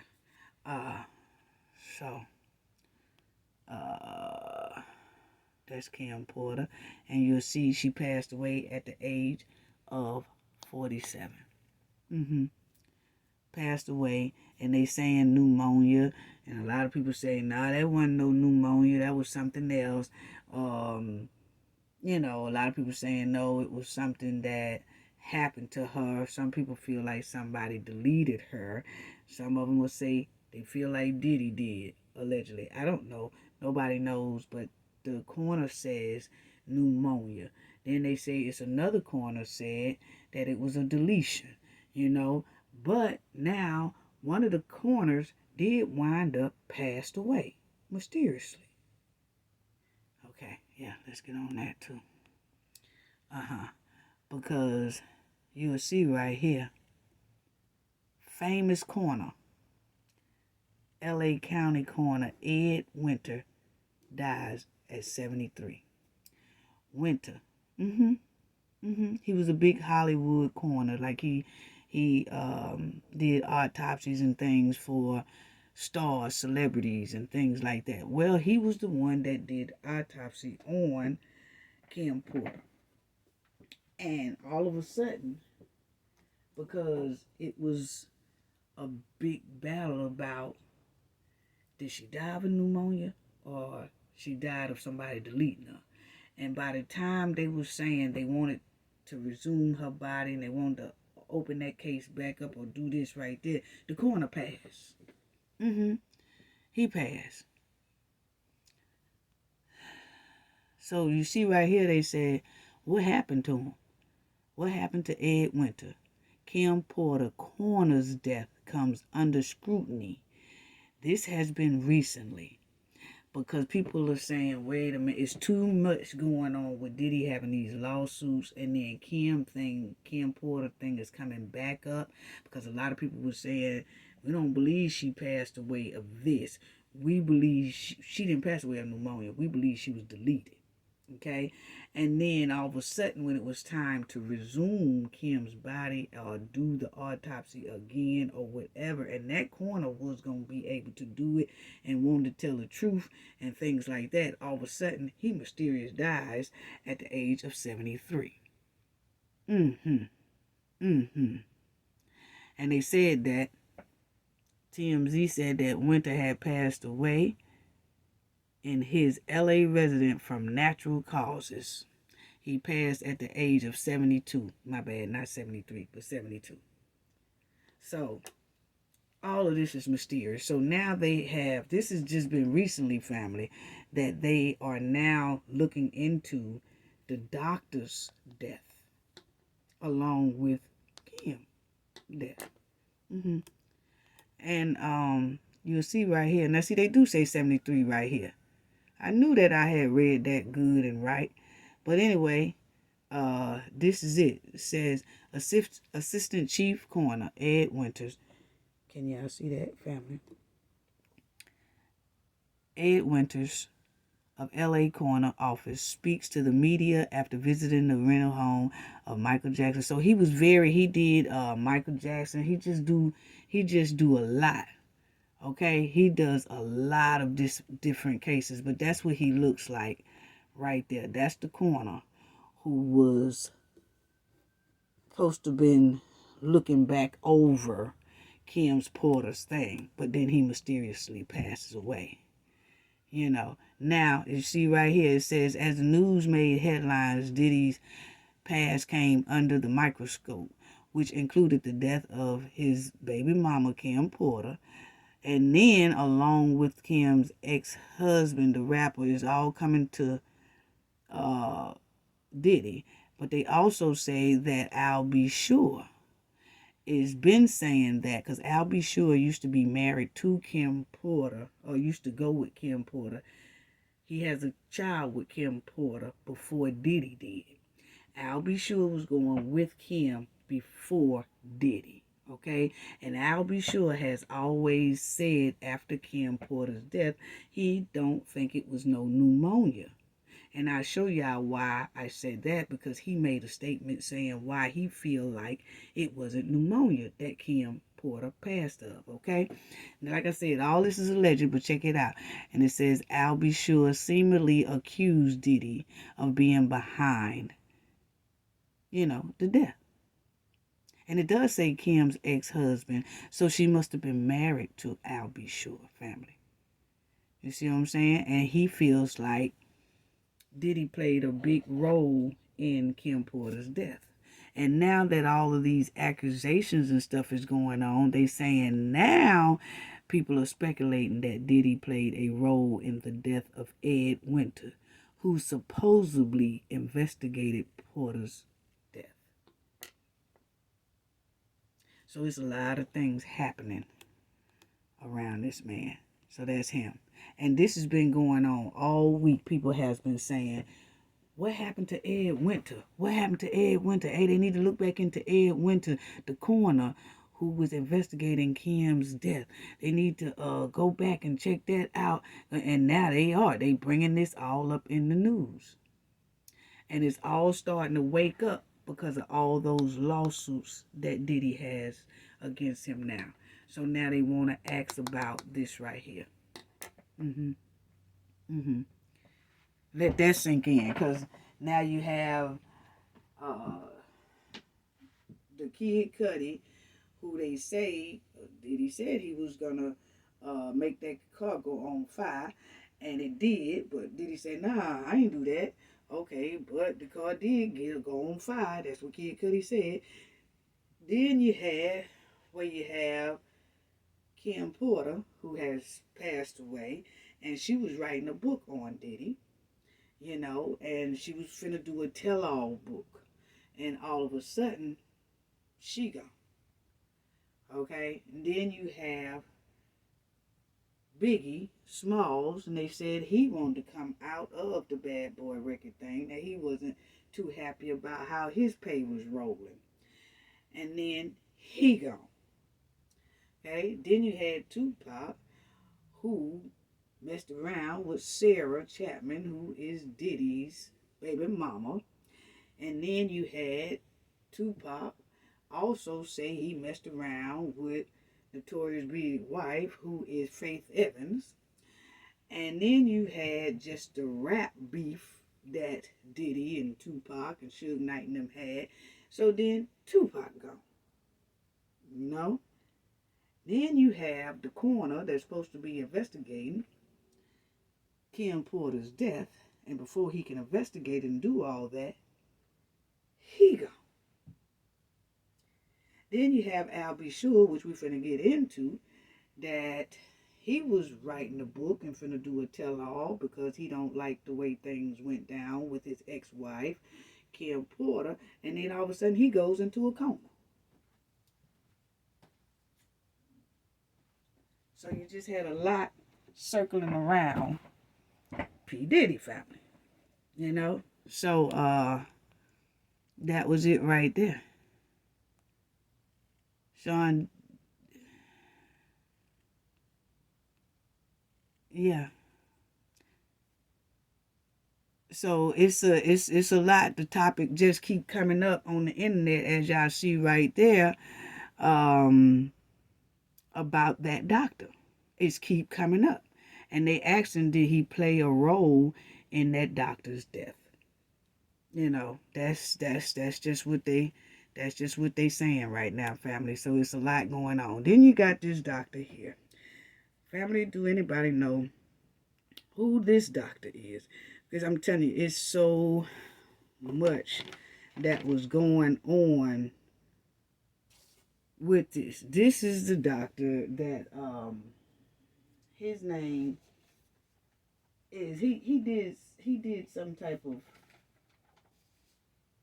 surgery on Cassie, okay, and that was part of her lawsuit as well, in the lawsuit and things like that. But Diddy wanted her, okay, to have a implant. He wanted her to have a implant and things like that. Well, the implant didn't work out for Diddy. Diddy said her top part, you know, her two orange buckets up there, they said that they was to her chest was too big. So he demanded that she get her chest enhanced. But then when she came home, P. Diddy said, now this is Chastity, the one that, Cassidy or whatever, that he settled the lawsuit with. Okay? That's the one that he settled with. She said that he wasn't happy about how her chest looked or whatever like that. So Diddy said, nah, you gotta take them out. I don't like the way they look. They too big. He gonna have to take them out. Well, he said he went to the doctor, took her up there, Cassidy, took her up there and told this doctor right here, you're gonna have to take them out. I don't like these, they're gonna have to come out right now. And that man was saying, no, that's not how surgeries work. You know, he trying to tell P. Diddy, that's not how that work, man. You just can't go. I just did that. Just put those in there. It would be very, very dangerous for me to try to remove them right now. Diddy said, I don't care what you say. You finna remove those right now. And I mean right now, okay? So as y'all see, it says this was him. He's a plastic surgeon. He did all kind of surgeries and things, okay? So you'll see right here, family, where they say that, you'll see right here where it says, Sean Diddy Combs pressured Cassie to get the chest implants only to demand she get them out. And the source close to the former couple recalled witnessing the moment. Diddy demanded Cassie have her 2009 chest surgery reversed. Okay? He didn't like it. He said, reverse them jokers right now. This right here ain't gonna work, okay? That's basically what he said. This right here ain't gonna work. Go back. So he did. He took her back to that surgeon we just seen. Diddy allegedly pressures Cassie into getting the chest implants to be changed in his mind, requesting she reverse the procedure a day after it was complete. You can't do that. You're not supposed to do that. That is so, so dangerous. But Diddy didn't care. He said, I paid for them to go in there. I don't like the way they look. Take them out right now. And the doctor was saying, man, I can't do that. That's too dangerous, man. That's he can lose his license, malpractice. But Diddy didn't care. Diddy wanted him out of there, okay? So you see right here, it says that the source who allegedly witnessed the incident played out said that the tearful Cassie sat in silence as Diddy ordered Dr. Frank Ryan, a celebrity surgeon, to reverse the procedure. Diddy thought he could go right back into the surgery like now and take them out. The source said, and Dr. Ryan was like, no way, trying to explain to him that we should wait at least 6 months to see how it heals because she was just opened up. The source continued, but Diddy was like, no, they got to come out. Call who you need to call. They got to come out. So you see, Diddy forced the doctor to take him out. And the doctor was trying to explain to Diddy how dangerous that is, not only to Cassie's health, but also him losing his license, practice license, all that.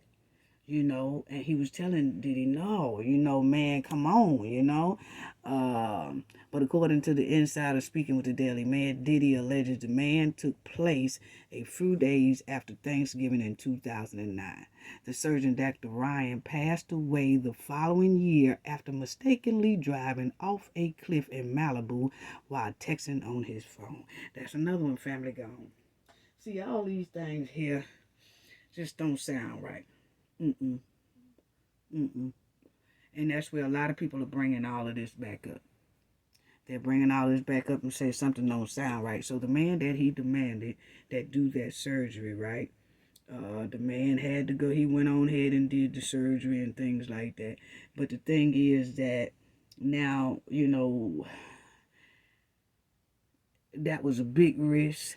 And then you're not supposed to, according to that doctor, he's not supposed to do that quickly. But because he was demanded, most likely threatened, and everything else, that he did it anyway. And it took a toll on that man. They said that man was nervous. He wasn't the same no more. He was, you just don't know. They saying that Diddy demanded the doctor take it out. What else did he demand? They said the man was shooken. He was shooken. Yeah. And you see right there. Says according to the insider, it happened then. And the following year, the doctor mysteriously ran off a cliff texting on the phone. So people are saying, really? Did he really texting on the phone and passed away? What's really going on? And you see right there that they said that's Cassie, fresh from surgery, sobbing silently. Diddy demanding surgeon Dr. Frank Ryan remove implants despite the serious health risk. So it was just so much. So I believe that's most likely why Diddy went on ahead and paid her off, because this woman here, Cassie, had so much stuff on Diddy till it was a shame. She really did. She had so much on him that it was just terrible. Terrible. He didn't care nothing about the health risks. You see it right there, family. He didn't care nothing about none of that. He didn't care nothing about none of that. And had them taken out too.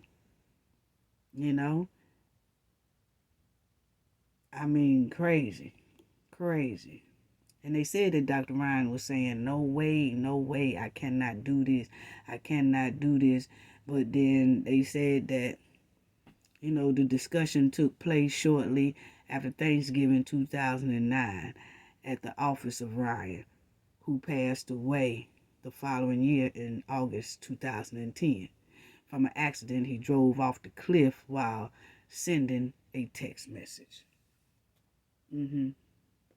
So, a lot of people are questioning that too, because it's just a lot of mysterious things that's going on, with Diddy and people who are around Diddy. Then you have Al B. Sure. That is Kim Porter, ex-husband. Okay, everybody know Al B. Sure. Al B. Sure, good R&B singer, whatever. And it says he went into a coma. He was finna write the tell-all book. Kim was writing the tell-all book as well. But then all of a sudden they say she passed of ammonia, which is questionable. And then her book disappears. Her manuscript disappears. Nobody can find it. It just disappeared off the face of the earth. Everybody knew she was working on one. She said she was working on one. She had the copies of it, thick copies, manuscript of it, and everything like that. She just haven't published it yet. But she passed away before it could get, because she got sick, passed away, and then that manuscript, that book, everything disappeared. Nobody can find one piece of it. Not one piece of it. Not at all. So then Al B. Sure was doing the same thing. And then all of a sudden, he slips into a coma. Okay? But the singer, it says right here, the singer Al B. Sure is out of a coma after 2 months. He recently had his first interview with Fox 5 New York to discuss his career and health. The artist, also known as Albert Joseph Brown, collapsed while working on a new music and fell into a coma, began suffering multiple illness, all that. Kidney failure, was no longer functioning and all that, and he was just put in the hospital, and he was doing bad, and they was almost considering putting him in hospice. Okay? But it just happened all of a sudden. Okay? And that was him afterwards. And it says he opens up about his health scare, month-long coma, and that's how he looked after he come out the coma and getting a little better. Okay? So, you see, that was Al B. Sure back in the day, how he looked. And this is him after he survived that coma scare. Yeah. So he just said he's doing a little bit better and everything now and things like that. But Al B. Sure has always been very vocal, family. You can see this is a picture of Al B. Sure, Kim Porter, and Diddy. Okay. And Diddy have a kid by Kim Porter, and Al B. Sure was married to Kim Porter, and he has a son by Kim Porter. Okay? So, but he's not, Al B. Sure is not feeling. And it says, that's what they said, she had that type of ammonia. But Al B. Sure claims, y'all see, of model and his ex-wife, Kim Porter, passing from foul play rather than of ammonia, have resurfaced online in the light of the latter of the baby father being up under all these accusations, that Diddy is up under. So he just said no. He said he's always felt like her death was foul play. Okay? And then he explains why on here. Right here.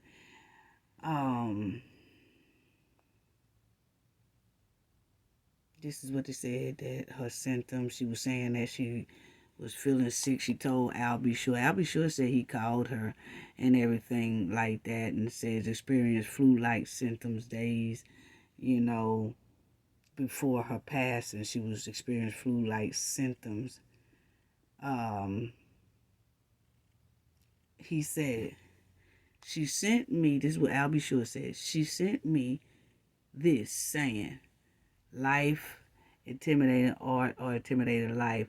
Now is all makes sense. And he said, also, I'll be sure said Porter told Sure that she was running.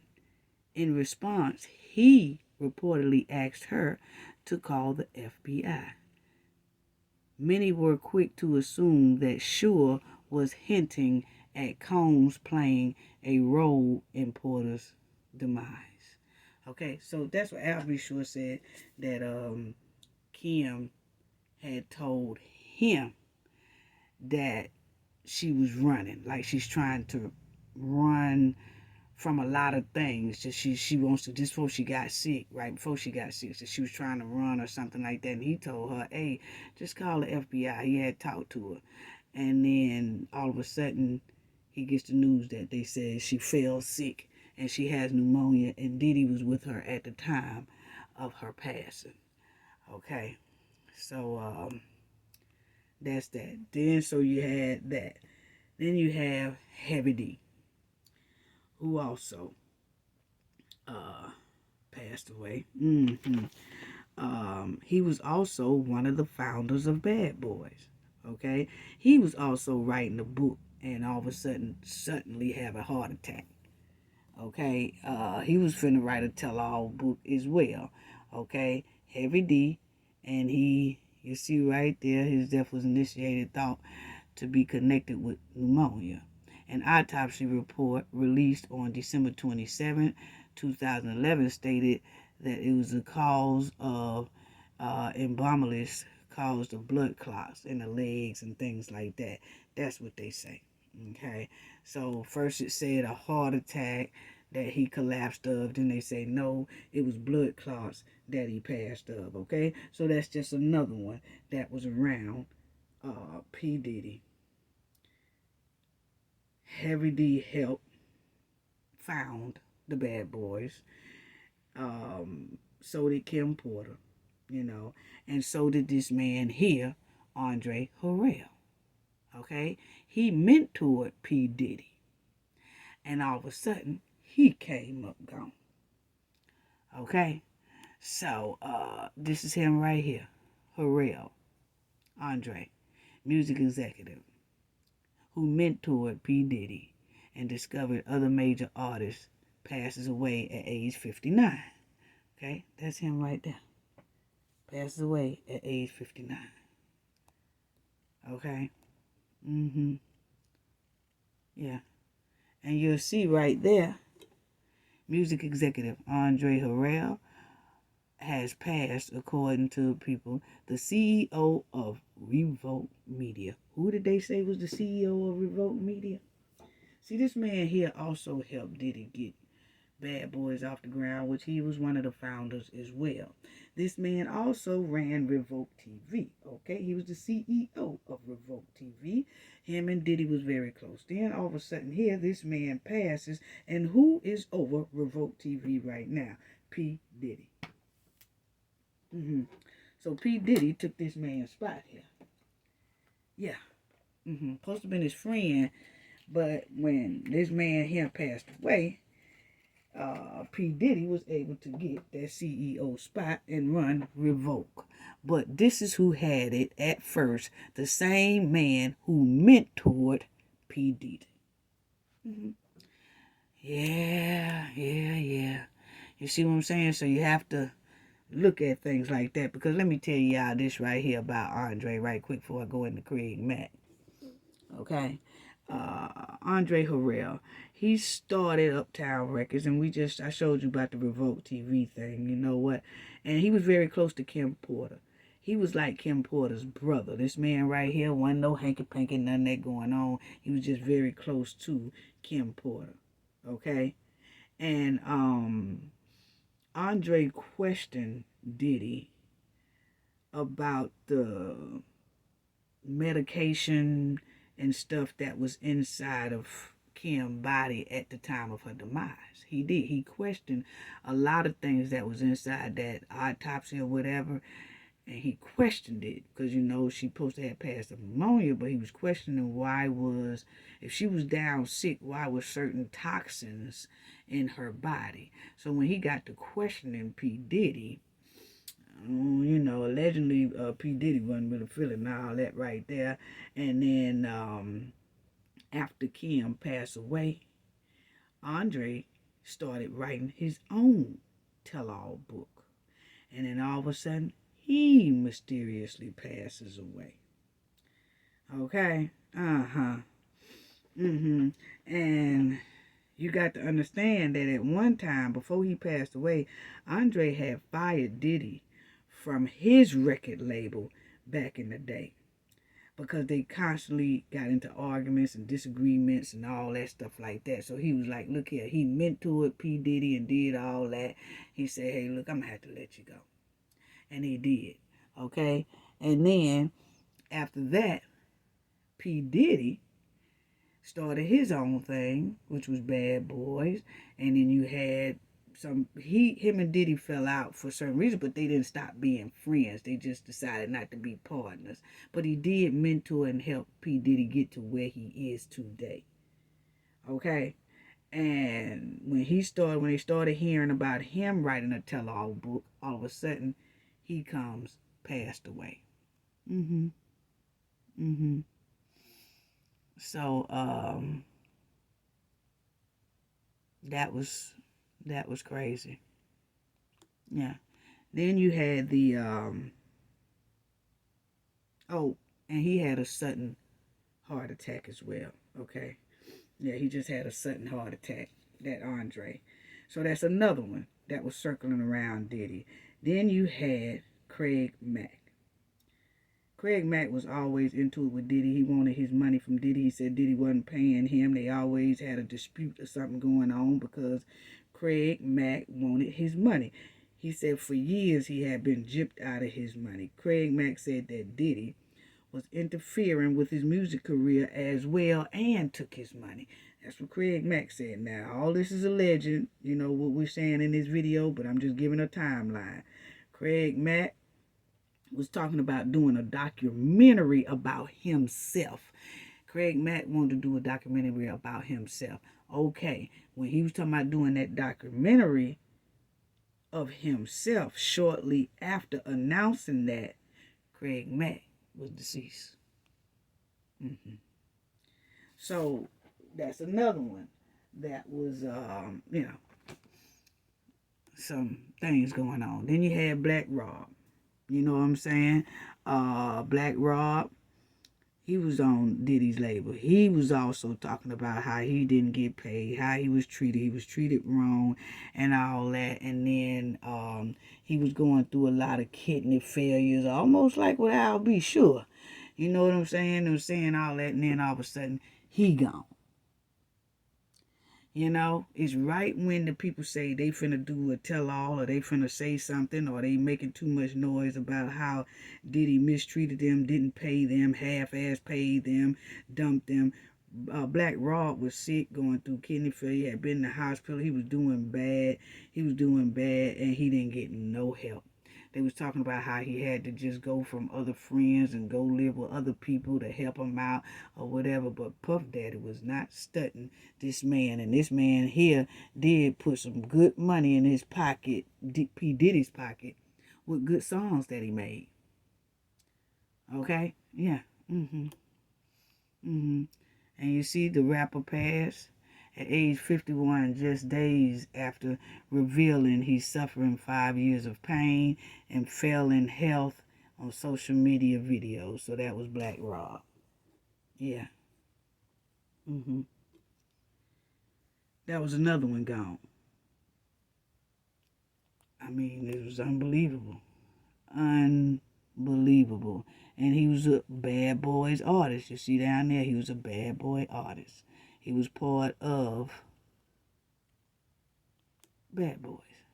So then you had, this is the Cassie that dropped that lawsuit on P. Diddy that got all this mess here started that we talking about here today. Okay? And Diddy When she dropped that lawsuit, he settled the next day. He was not finished. I mean, she had so much stuff in there that was just mind-blowing. It really was. But he went on ahead and he settled it. So what I'm trying to say is, if y'all see one day Diddy Combs and singer Cassie settled a lawsuit alleging, that he was doing some bad things, but he settled it a day after it was filed. That's the quickest lawsuit I've ever seen. That's the quickest lawsuit I have ever seen. And family, when I said it was unbelievable, what she was saying in there was unbelievable. I was like, ooh, it was just something. So, like I said, he settled that one on her. And I don't know, all these people we just named, it's either they pass away or they doing very, very bad, who has been in contact with Diddy. Really have. Either Diddy is cursed or either he have embedded bad luck. He is embedded with bad luck on whoever is around. But it looks more like to me that Diddy got a whole bunch of stank surrounding him, because there's just too many mystery deaths and too many mysteries, unexplained tragedies, unexplained things that's happening that you just don't know. That's just my opinion. But I mean, when somebody have all that bad luck around them, if it's bad luck Diddy got, I definitely don't want to hang around him. And if it's intentional, I definitely don't want to hang around him. So you just never know. But he is embedded with bad luck. Things don't seem to go right around Diddy. Really don't. And a lot of people are talking all over this world about how other rappers are silent and they scared to speak on Diddy lawsuit and about all this stuff that's going on. Like I told people in that live, family, is that most of these people that are not saying nothing is because they most likely have some dirt on them too. It really do. Like, people ain't saying anything. Most of them not saying anything because most likely they don't want their dirt to come out, because they know they have some dirt that they cover. And most of them have dirt on each other. So why would they say something and risk their stuff being thrown out and spilled all over the public streets? They saying nothing. They see it, but they ain't saying nothing. And a lot of them say, honey, we ain't saying nothing because they don't want to, No, a lot of them are not saying. These rappers and all his friends, everybody he hanging around, a lot of them are not saying nothing either because they know it's true. So they can't come up there and say, oh, he shouldn't have did that, because most likely they was around him when he did some of it. And then if that's not the case, they know that whatever they have done is probably in the same level as Diddy. So if they say something, then Diddy could say, how in the hell is you saying something when, hell, I know you damn doing the same thing I was doing. So no, they not going to say nothing. So, like I said, when you're quiet, that speaks 1,000 words. Let that sink in. People do not want to say nothing, scared to say something and all that. People hang around Diddy. Diddy has a platform now where some men work at, and they're on the airway. But they have not mentioned Diddy. That is Diddy's airway platform that they are on every day, talking mess, and always got people there, and they sitting around, they drinking, they having a good time, they doing all this. But one thing they haven't said nothing about is they boss. They ain't say nothing about that, because Diddy run Revolt TV. And I just showed y'all that Revoke. And I just showed y'all that Revoke was being ran by the other man that was close to Diddy and close to Kim Porter. And now when he went to his demise, Diddy done took his spot. And that man there that Diddy done took his spot, all of a sudden dies of a sudden heart attack. It's a bunch of stank somewhere. I'm sorry. You can say what you want to say about me. It's a bunch of stink. I'm sorry. And then, you know, that's their lawsuit that he settled so fast, you know. Young Miami. Young Miami. See, that's the thing about Young Miami, because see, a lot of people talking about how quiet Young Miami is. Most likely, Young Miami is going through everything that the other women done went through too. I'm sorry. Ain't nowhere in the world, if allegedly, if all of this is going on with these other women and carrying on, I don't know what makes people think Young Miami is any different. She might be going through the same thing these other women has been going through. But I wanted to show y'all something, family, about Young Miami, and y'all hold on to your hats, because Young Miami, I looked at some of those posts she did, and it didn't look good. It really didn't. But anyway, Diddy is going with one of the city girls called Young Miami, okay? And they, confirmed dating in June 2022, okay? Now, that's Diddy and Young Miami. So,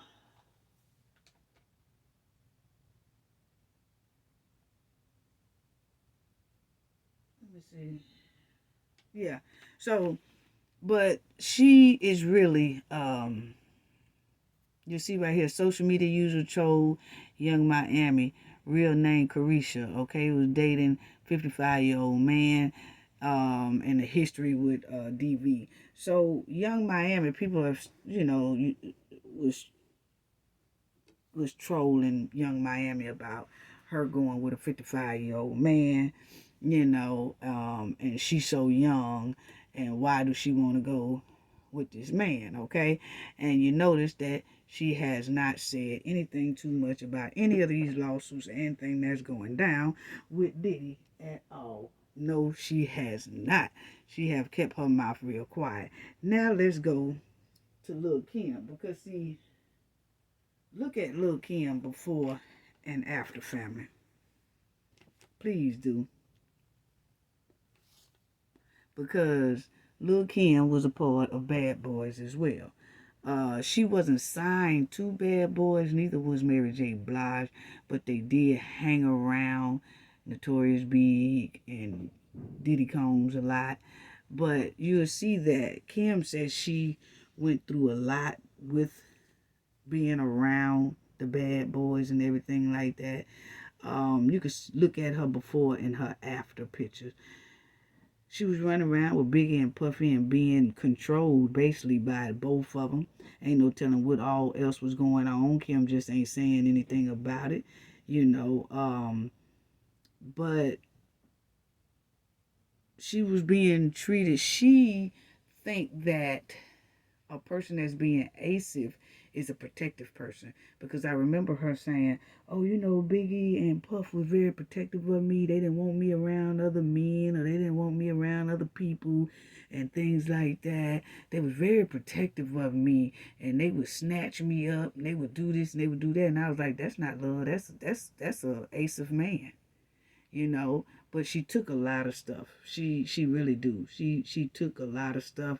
And you could tell that a lot of stuff was weighing on her. And I think they wore down, my opinion, they wore down Lil' Kim's self-esteem.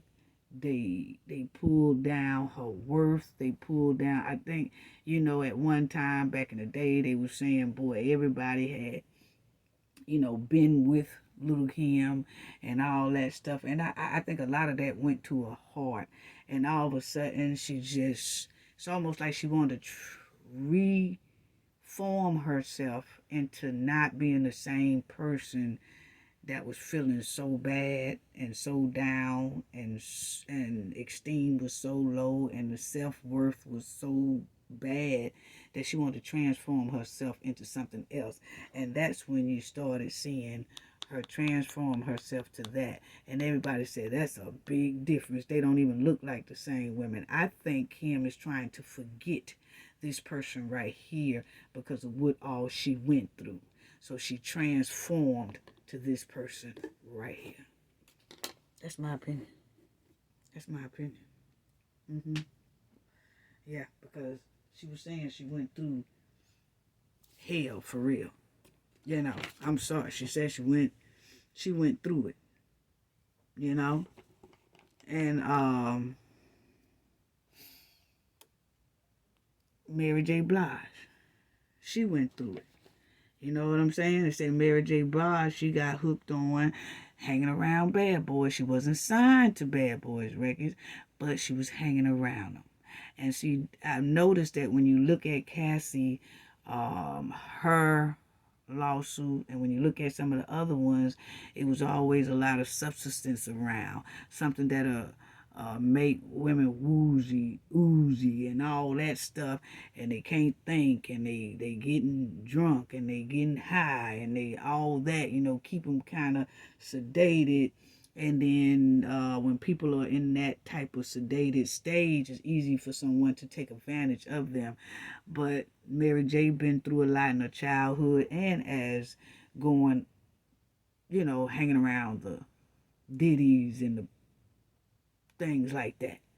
So she wind up being in a addiction mode, you know?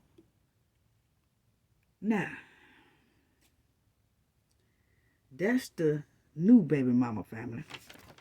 Yeah, that's the new baby mama right there. That's the one that when he going with Young Miami, he had a baby with her while dating Young Miami. Or going with Young Miami. And yeah, they say, oh, we got an open relationship. Yeah, you can say what you want to say, okay? But the thing is, if it's so open, why we ain't seeing Young Miami bring another man through them red carpets and all the Soul Train Awards and all that, and did he bring his? No, it ain't gonna be able to happen that way. So when it's like that, it ain't no open relationship when only one can be open and the other one has to be closed, okay? So I don't even want to hear that part right there, okay? Because it's quite strange when you're in an open relationship, both people can date other people and be seen with other people. But in Young Miami case, she won't be seen with no other man, but Diddy can be seen with other women, okay? So that right there shows a abusive relationship that's not an open relationship. I'm sorry. Because if it was open, Young Miami wouldn't be scared to be on the red carpet with another man, and then Diddy be on the other side with another woman. No, so it ain't that open. Nah, y'all can play in somebody else's face with that. You ain't gonna be able to play in Cafe face with that one right there, okay? I'm old school. Can't play in my face with that one. But anyway, this is the new baby mama, okay? That he had while he was dating Young Miami. And y'all will see, finally, they shows the mystery mama of new daughter revealed. 28-year-old cyber security specialist, okay? That's who he has the baby by. So he has the baby by her, and the baby, his name is Love, okay? So they just had that baby in around 2022, okay? So anyway, this is the Harvey Pierre. Yeah, the Harvey Pierre, that's the executive that Diddy did have on his Bad Boy squad, okay? And this man here, I told y'all about the assistant. The assistant, that's his assistant, but they both was employed by Bad Boys Records, okay? This was the Diddy's president of Bad Boys. And then the other lady was his assistant. And she said that every time they went somewhere and traveled somewhere, you know, we talked about that during the live, that he did force Hank Pank with, okay?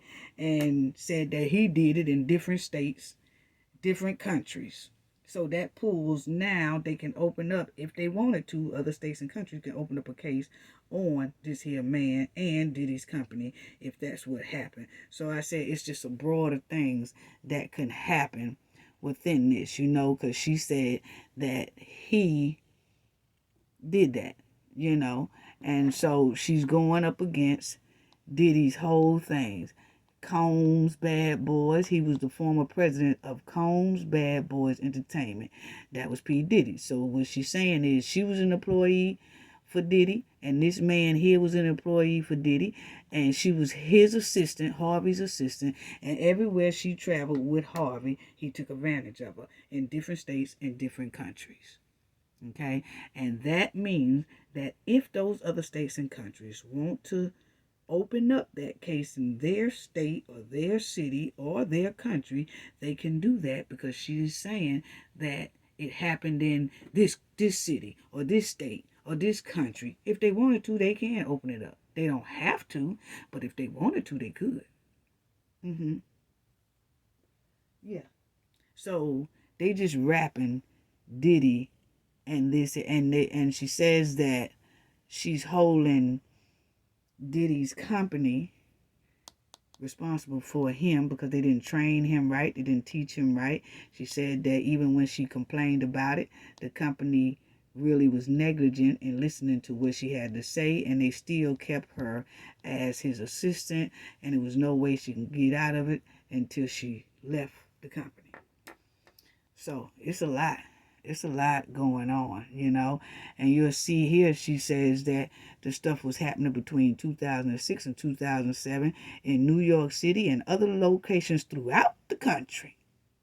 And that she suffered physical, emotional, and all that stuff. You know, physiological and all that stuff, abuse. Okay. So now you see that all Diddy sponsors is dropping them.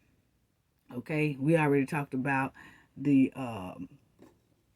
Cîroc, you know, which is DeLeon. They done dropped him, the giant. They done dropped him, so he is no longer with them. But like I told y'all, they dropped him in June. Okay, this is before the allegations came out. They said he was just hard to get along with. They really did. And you see there, they said they dropped him. I wanted to show y'all because they said that Diddy had a partnership of 15 years with that company, Cîroc, okay? And they said he didn't fulfill his obligations, and, you know, he was just hard to work with at times. They said he just really was. They just said he was just hard to work with. And you'll see that they broke their relationship with him. They no longer want him. No, they don't want him to be the face of their brand no more. They vodka no more. None of that, okay? Then Diddy tried to sue them because they didn't want to be bothered with him no more, okay? Now, Diddy tried to sue them. The rapper filed a lawsuit alleging that they discriminated against his vodka and tequila brand because he is black. Come on now. We're not finna pull that black card, Diddy. They was with you for 15 years. What kind of discrimination is that? They was with you for 15 years, let you do what you want to do. You done hipped, you done hopped, you done danced. You done put on those silver, gold, glittery suits and shit all over the stage and Cîroc, and all that stuff all over the place, okay? And then when them people said they got tired of your mouth, they got tired of you trying to run things, and you gonna act like you the owner of it, and they say, no, we done dealt with you enough, you got to go. So it ain't no discrimination about it, bro. They just want you to go out their door, okay? Because for one thing, they see that it's a lot of stink around you, and there's a lot of deaths around you, and I think they about want you out that door because they don't want nobody else to fall out around them, okay? They don't want to be the next to be falling out around here, so they let you go. You know, I'm just saying, you just got too much going on, bruh. You got too much going on.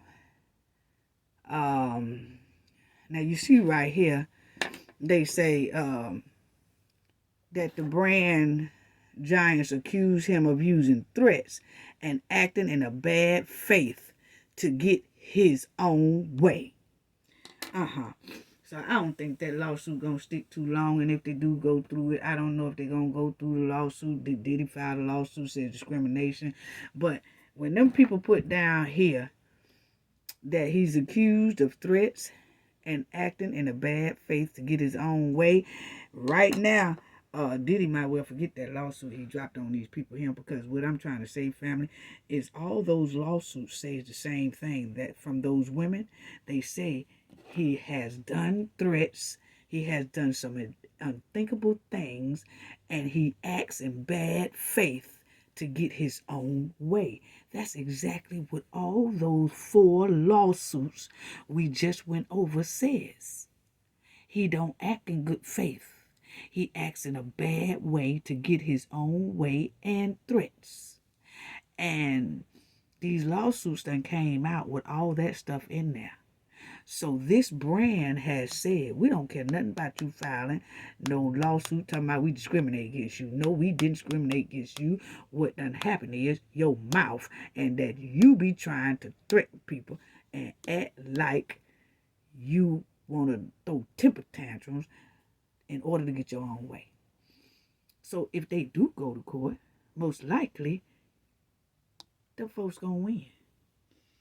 Because it's on record now with all those lawsuits that Diddy does have a problem with his behavior.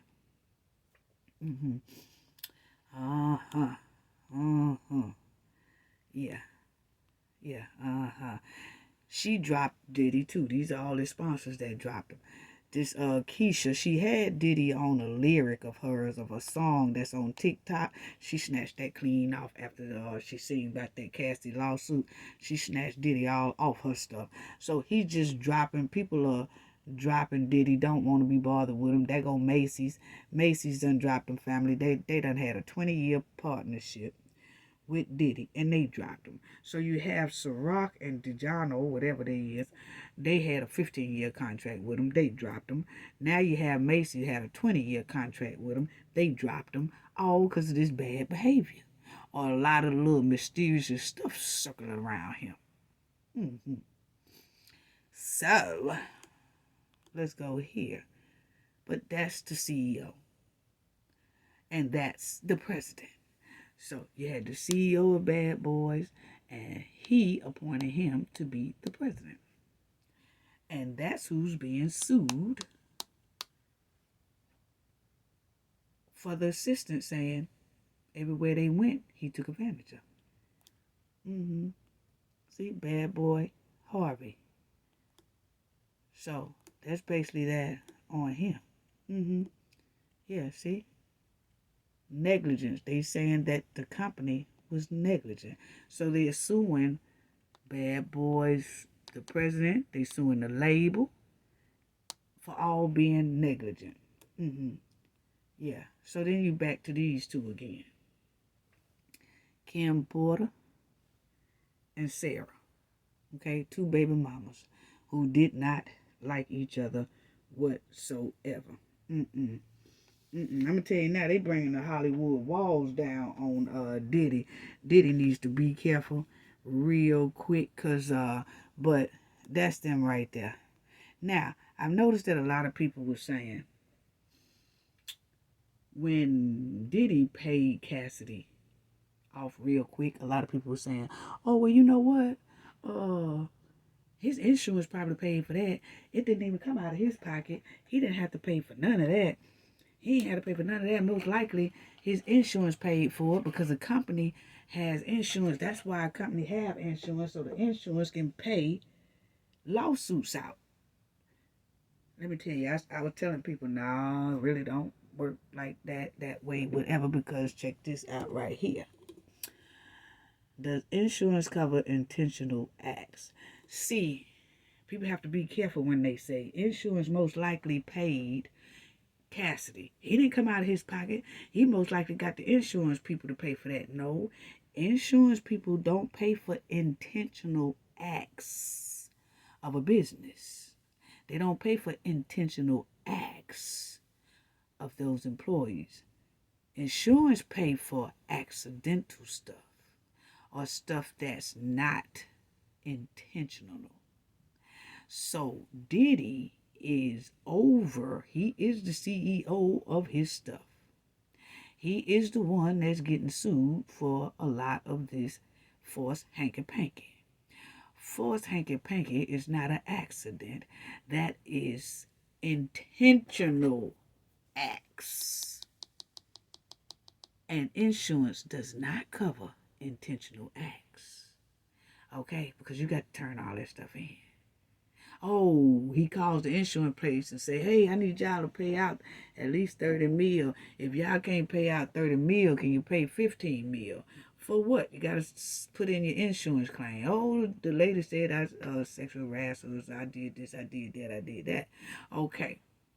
Then the insurance people going to look into it. Then guess what? When they see all that stuff that the lawsuit say, because that insurance agency got a right to look at all that stuff, they going to be like, shoot, this is an intentional act, bro. You see right there, it says states, statutes, and law usually states an insurance company is not responsible for a loss caused by intentional acts of the insured person.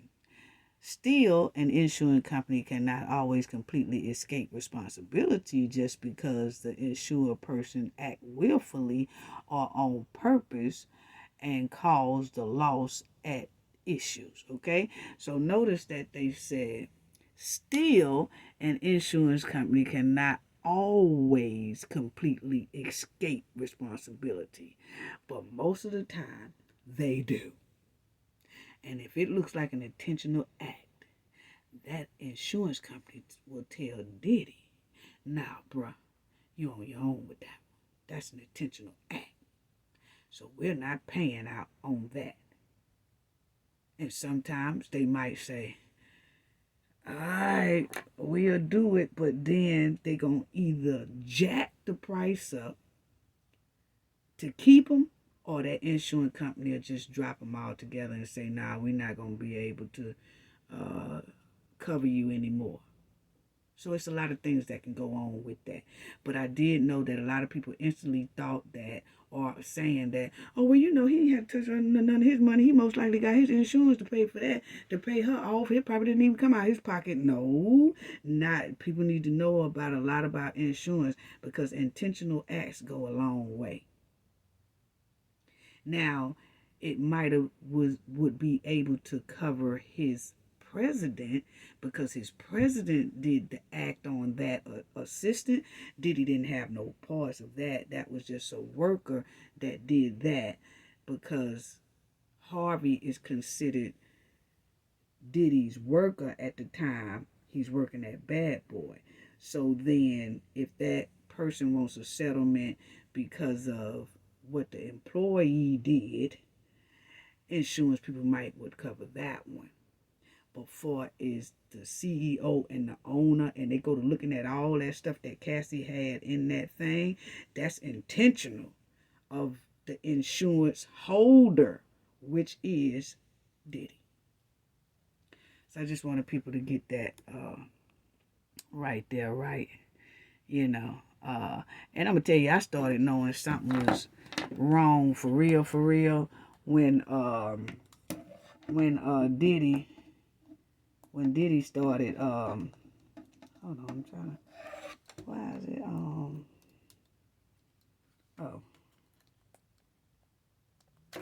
on, family. But anyway, let me tell you this. I knew something was wrong when Diddy started throwing out $1 million to all these HBCUs. Not saying that he wouldn't do that, but I was just saying he's not known for giving out too much of nothing. Okay, I'm sorry. He is not known for giving out money like that, unless he trying to make up for something or want something. That's just my opinion from looking at his track record. I can't see where he was really wanting to give out no money or nothing like that. Because you see right there in that insurance claim, hold on.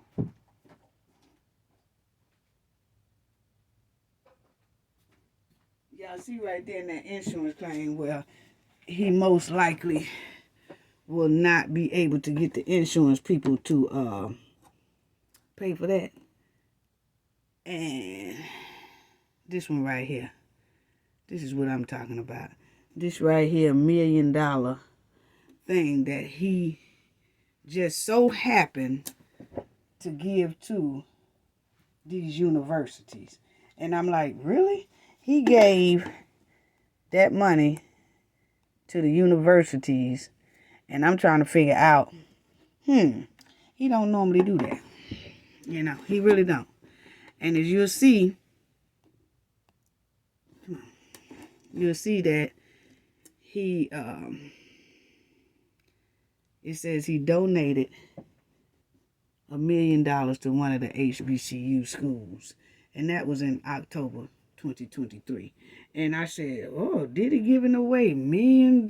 He did it a couple of times. I said, what's going on? Sometimes people will know something is coming down the pipeline before the public know. And I was wondering what the hell was going on with that. And my opinion, I was saying, that's just my opinion. I was saying, wonder why he all of a sudden throwing out money. He don't even want to pay his artists. He don't want to pay his artists nothing. How in the world is he all of a sudden wants to throw out $1 million to HBCUs? How come he ain't throwing that to some of the artists he owes? That was my thought. So I was like, so what he want? What he want? I'm just saying, this is my opinion. You know, I was like, what he want?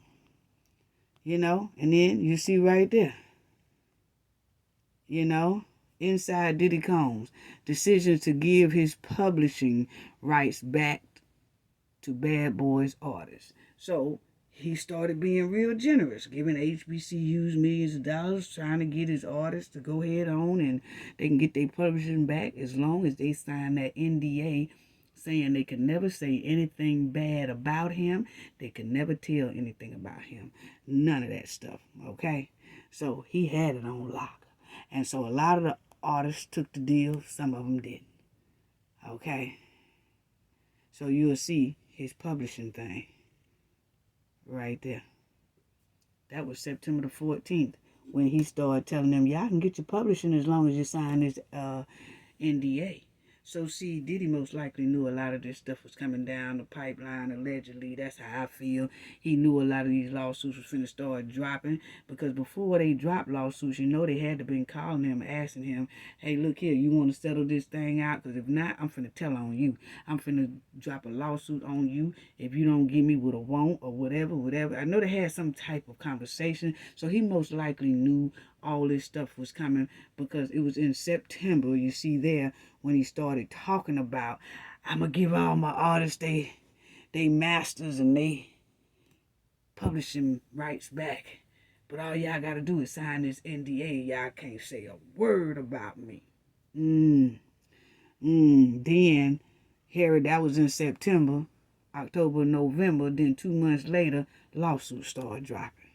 And this guy right here, he was also very known in the music industry, working with Def Jam and all that stuff like that. He was also very tight a little bit with Diddy, worked at Def Jam and things like that. He allegedly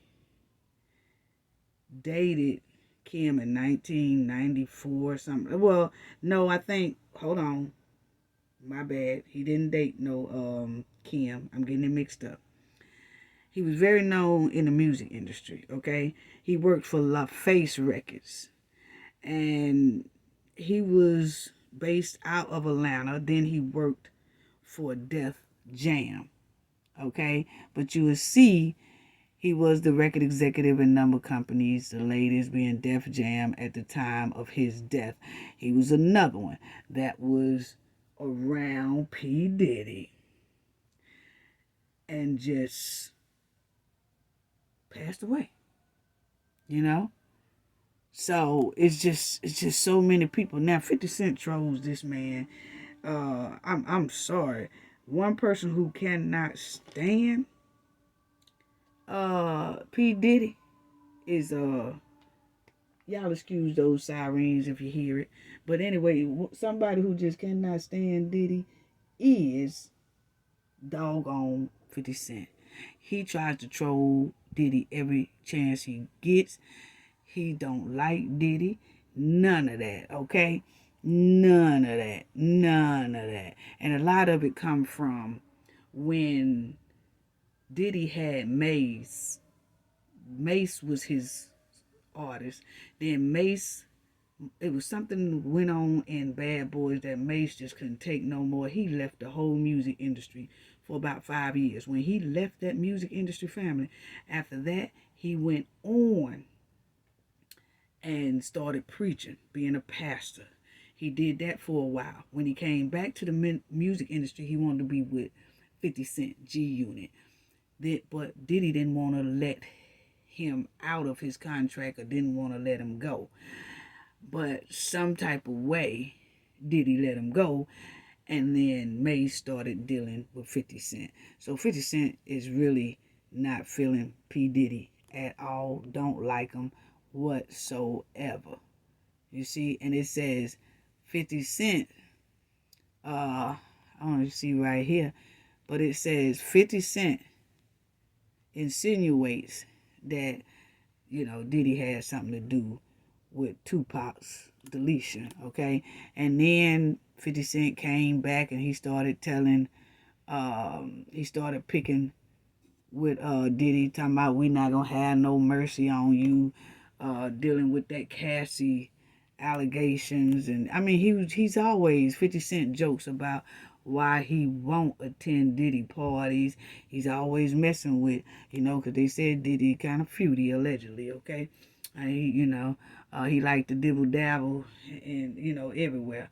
And then it says 50 Cent says he trolls Diddy because he got Tupac deleted, okay? That's allegedly, that's just how 50 Cent feel. Okay, I mean, I can't fault 50 Cent for how he feels. If that's how 50 Cent feel, that's how 50 Cent feel. But that's what 50 Cent be saying. He just do not like that man. I'm sorry. Y'all can say what you want to say. 50 Cent do not like this man. Point blank, period. He don't like him. He troll him every chance he get.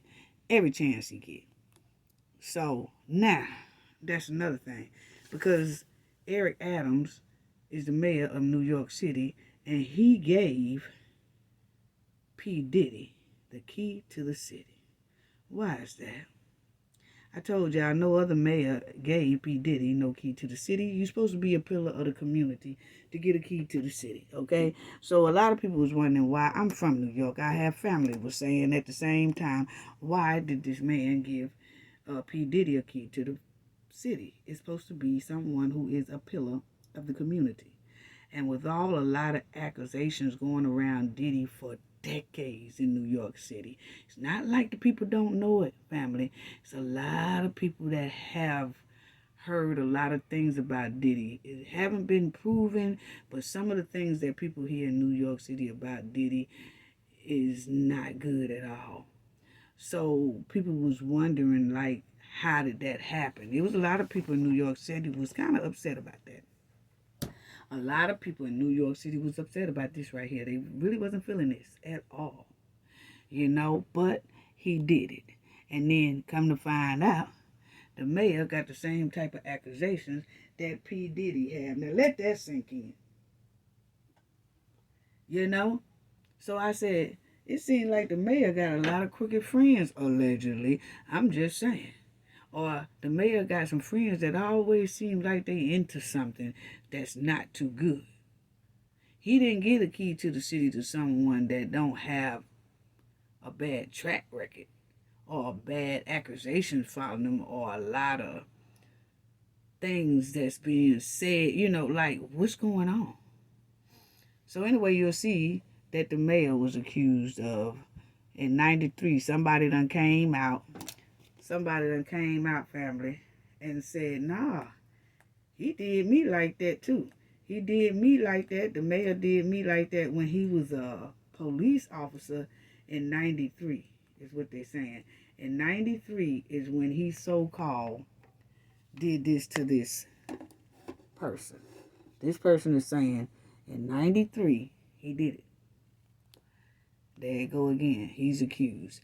Now, he's saying he don't know what this lady talking about. He said he don't even know this lady and all that, okay? The lady said, yes, he do. So that's when he gave P. Diddy the key to the city. Yeah, but I just said that it's like every time you see the mayor doing something or shaking some of these people's hands, it's always with somebody.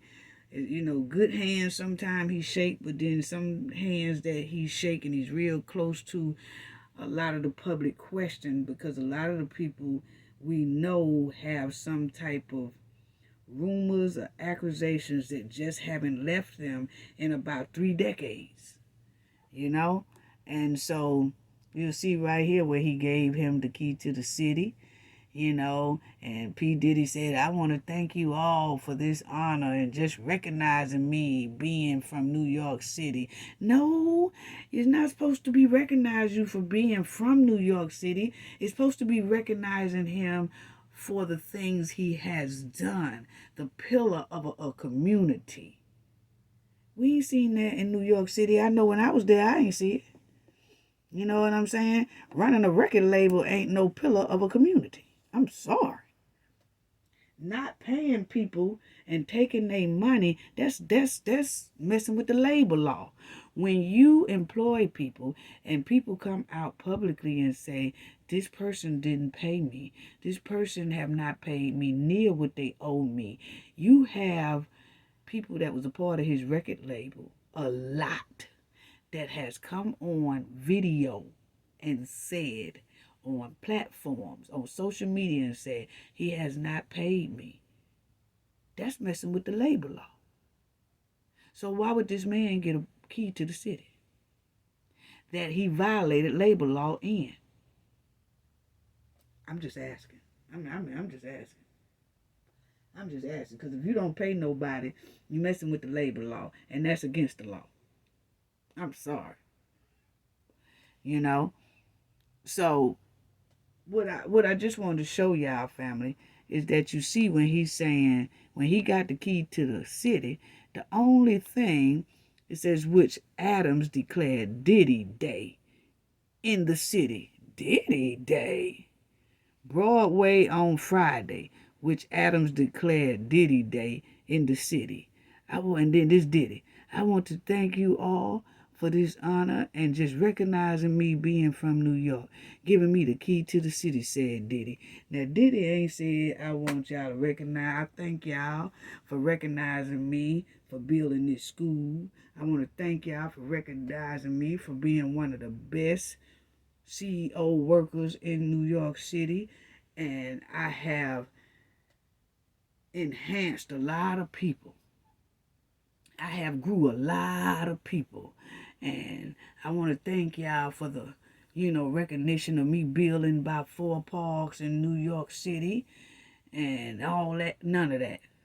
He just said, I want to thank y'all for recognizing me for being from New York City. Well, if they giving out keys because you from New York City, then I should have a damn key. I'm from New York City. Why I ain't got no key, Mayor Adams? Because I'm from New York City. He said that you giving out keys for recognizing that he is from New York City. I'm going to tell you, see, that's when you know ain't nobody got nothing to say that they did good. Because the only thing that Diddy can thank him for is that he from New York City. See, that's that bull. That's that BS right there. That's them. Oh, he glad. He glad. And there was a lot of people upset, family. I could tell y'all that in New York City. Because my folks in New York City, and they was just terrible. Just terrible. Just terrible. Now, the FBI has searched the mayor's office in New York. That was in November 17th. Now they doing investigating on him, saying that his campaign didn't do something right in the campaign, or people in his campaign didn't do some stuff right. So now FBI had confiscated all their stuff. They took the mayor's laptop, the mayor's phone, they took the people that worked with him stuff, and the campaign people stuff. And see, it's always some BS behind some stuff. So there you got Diddy up under charges. Then you got the mayor who be with Diddy. Now he getting, not only has somebody come out talking about he forced hanky-panky them when he was a police officer, Eric Adams, then now the FBI is saying he didn't do his campaign right. That something was shaky and stanky in the campaign, and that they need to investigate him with the campaign. So you see that the FBI sees Eric Adams' phone as campaign investigation intensifies. They took his phone. They took his iPads. See? They took his phone and iPads. Two people with knowledge of.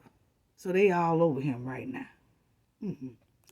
Then, this is what I was trying to tell y'all, that the mayor also is good friends with the preacher that I told you that the preacher mushed that lady and hit that lady upside the head, and they took him to jail or whatever, but the first thing he did when he came out, did a little press conference, I'm good friends with Mayor Adams.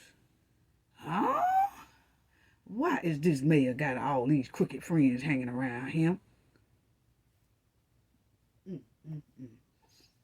Yeah, so anyway, this is that group, that female group that Diddy had, and this one right here says she wouldn't sign. Audrey, she said she wouldn't sign that NDA form. She said, I ain't signing nothing because I already know a lot of stuff, and I ain't signing nothing because when I get ready to talk, I'm gonna talk.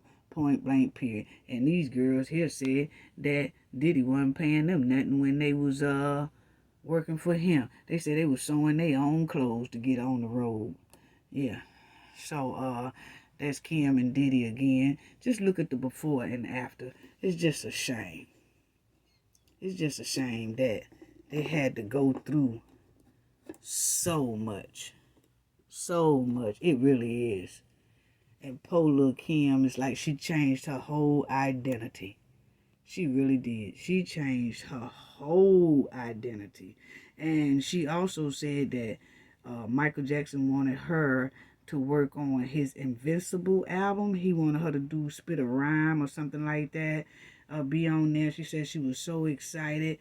But because Puffy didn't like a guy named Rodney Jerkins, who was working with Michael Jackson at the time, Diddy didn't like that man. So Diddy didn't let Lil Kim do that.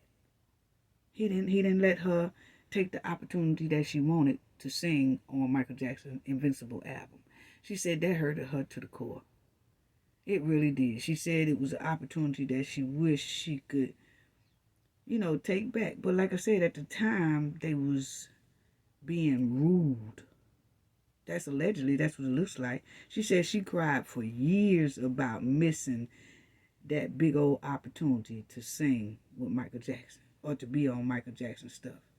Then she said Cisco asked her to be on that thong thong thong thong song, and because Biggie didn't like Cisco and them,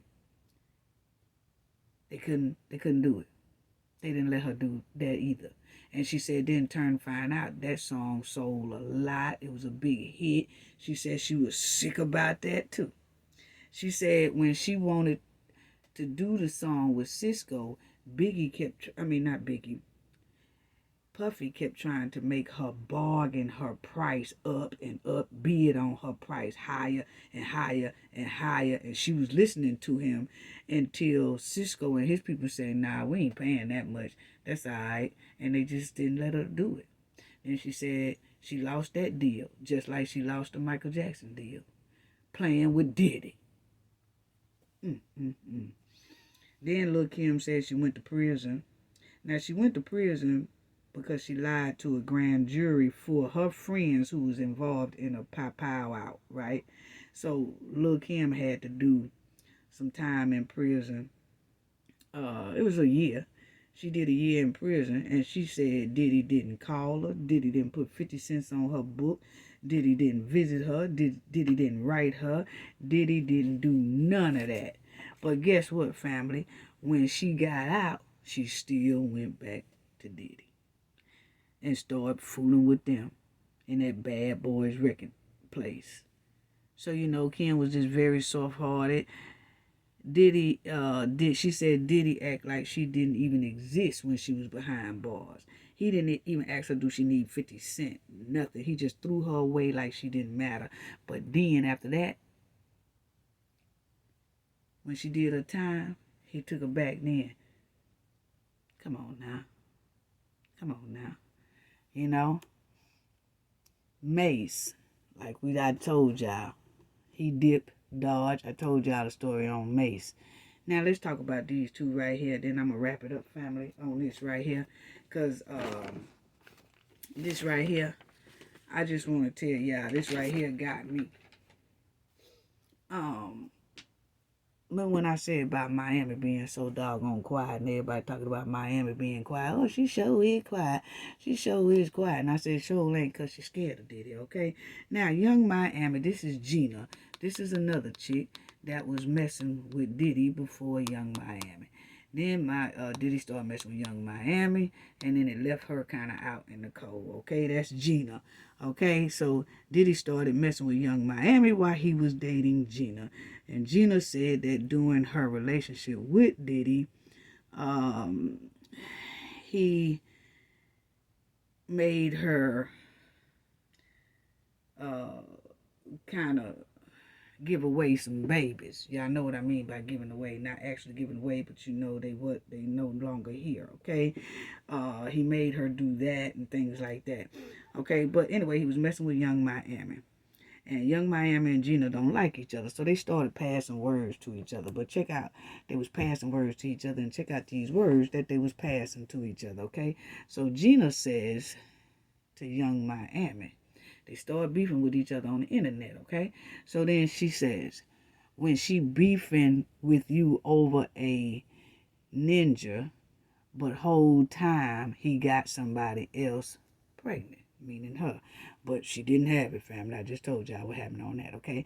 Then she said, City Girls down 1,000. Okay, so now, of course, when Little Miami see that, Little Miami will get mad, okay? Now, she also put this up here, the Gina girl. Okay, we already did that part with her saying about her being pregnant. Okay, now check this out. This is what she says. She tells young Miami, why you press, mama? I thought you was a city girl. Okay, so this is her beefing with young Miami. Check this out. Now, then you see Gina has her lip out there. She said, Carissa, you know you want to taste this yum yum sauce.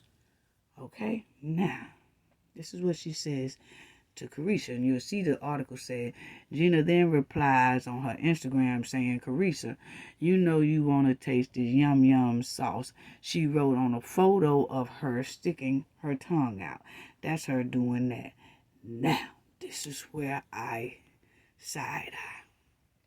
You will see young Miami says to Gina, she said, Gina, you been down bad ever since I came into the picture. Call her name B. You been crying for a baby for 10 years, B. You been around as a blank that eat blank and blank. You know what she talking about, women and men, okay? When he feel like it, you a eater. You the same B that was crying on Tasha K because you wanted a baby. Poor sus. Okay? Now, what they tell you? That Miami knows that she's a eater. A eater means when somebody force somebody to do something. Okay? You the same B crying. But she said, you been around as a blank that eat blank and blank, women and men, okay? But she just said the nasty part. When he feel like it, you a eater, okay? Eater means that you do what they tell you to do in that room, okay? Now, then Carissa says, young Miami added, you want a baby B, I have a career H, you a certified freak. You haven't heard from Diddy since the awards, okay? And then she put about her having to get that thing done, okay? Now, she also, young Miami's also saying this, be you a munch. A munch means, eat, okay? Now, check this out. Carissa responds back and said, if, this is Young Miami says this to Gina. She said, if I wanted you to eat my, you know what, Diddy would have you on your knees. How? You a eater. Now y'all understand what eater is? So Carissa said, if I wanted you to eat me, Diddy would have you on your knees. So that means she is telling my opinion. She knows what Diddy does.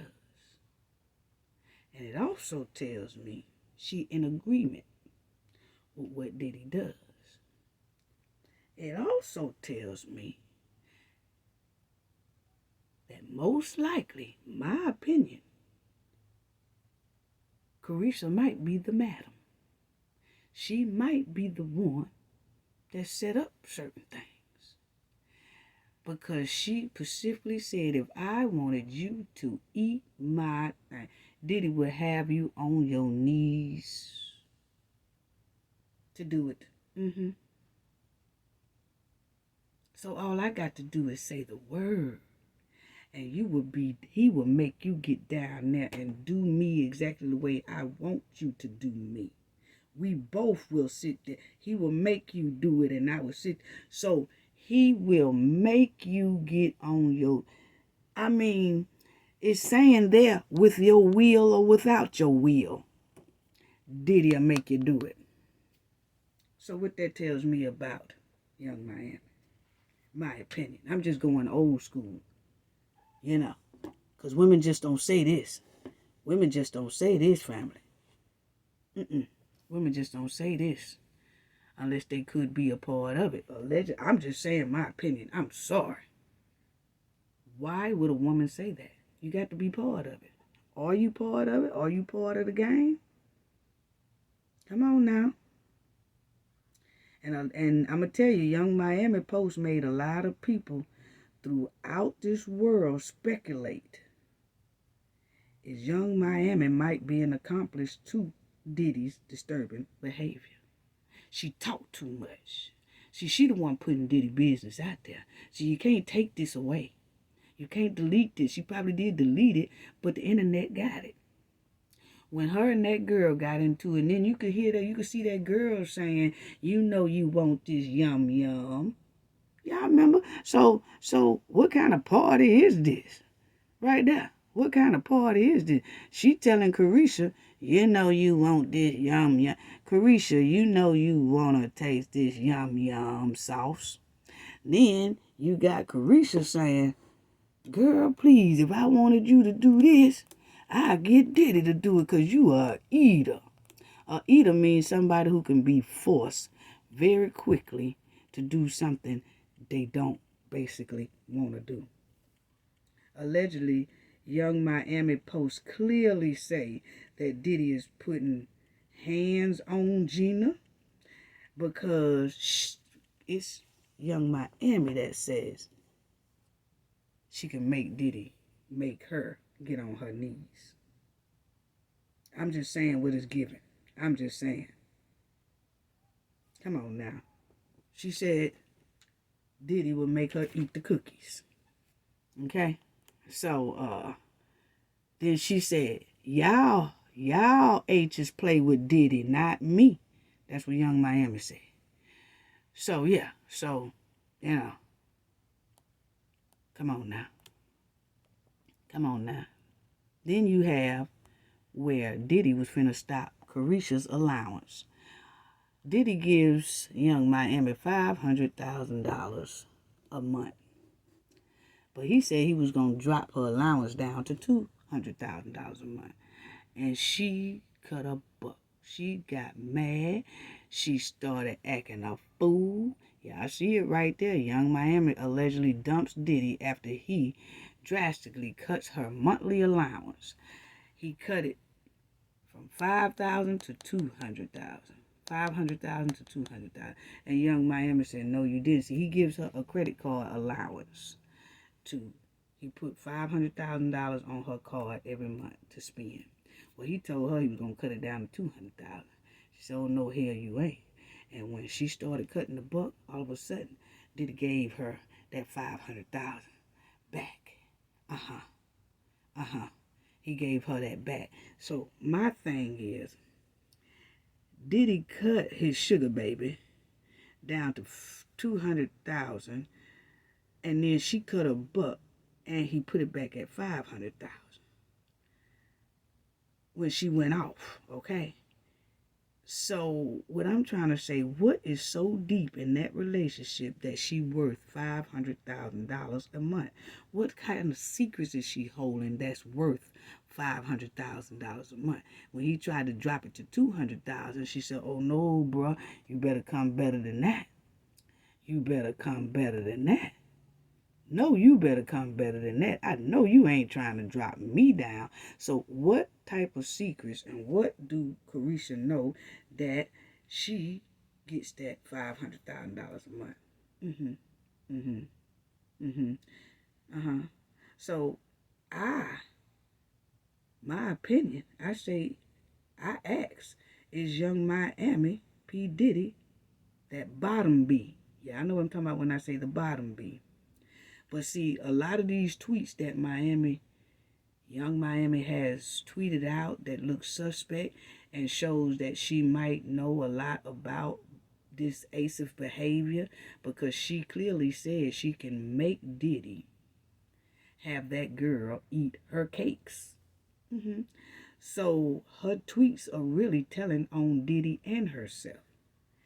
And her tweets are steady pulling her in quicksand, because people are bringing back those tweets and showing that Young Miami might be an accomplice to Diddy's trifling behavior.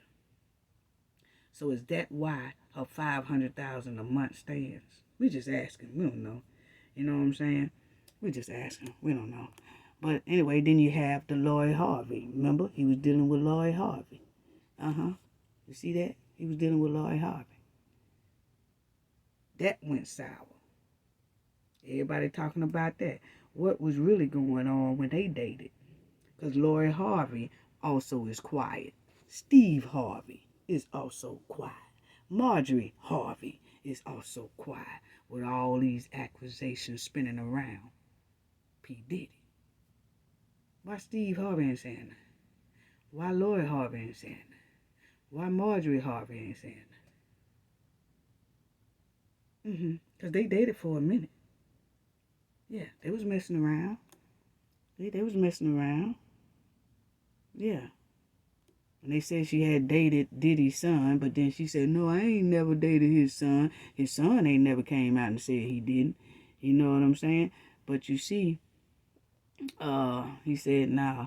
But everybody is saying, what's really going on? Because these jokers are very silent. Yeah, they're very quiet.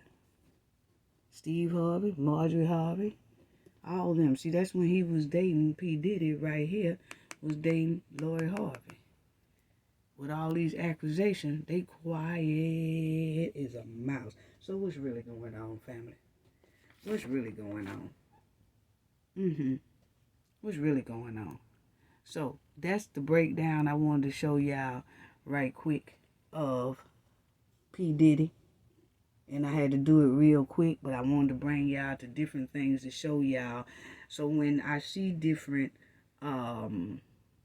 things come out about P. Diddy and these lawsuits dropping and things like that, I look at them, and you kind of look, and you know everybody is proven innocent until guilty. But this has been going on for decades and decades and decades about a lot of these rumors and a lot of these things going on. So we'll just stay on top of this story, family, and see what's, transpires out of it, see what cases go to court, or see what else pops out or what's going on. But that was a quick timeline, not really a quick, it's almost 3 hours. I'm finna shut that down. But I just gave y'all a lot of different things about Diddy that a lot of people probably did know and a lot of people probably didn't know. But I just want to do it like a timeline little thing about different people and different ones. But Why is the Harvey family so quiet? That's all I got to say about that. Gain knowledge to prevent blockage. And we all know what that means. The more you know, the harder it is for anybody to block you out from your goals and success. Bye-bye.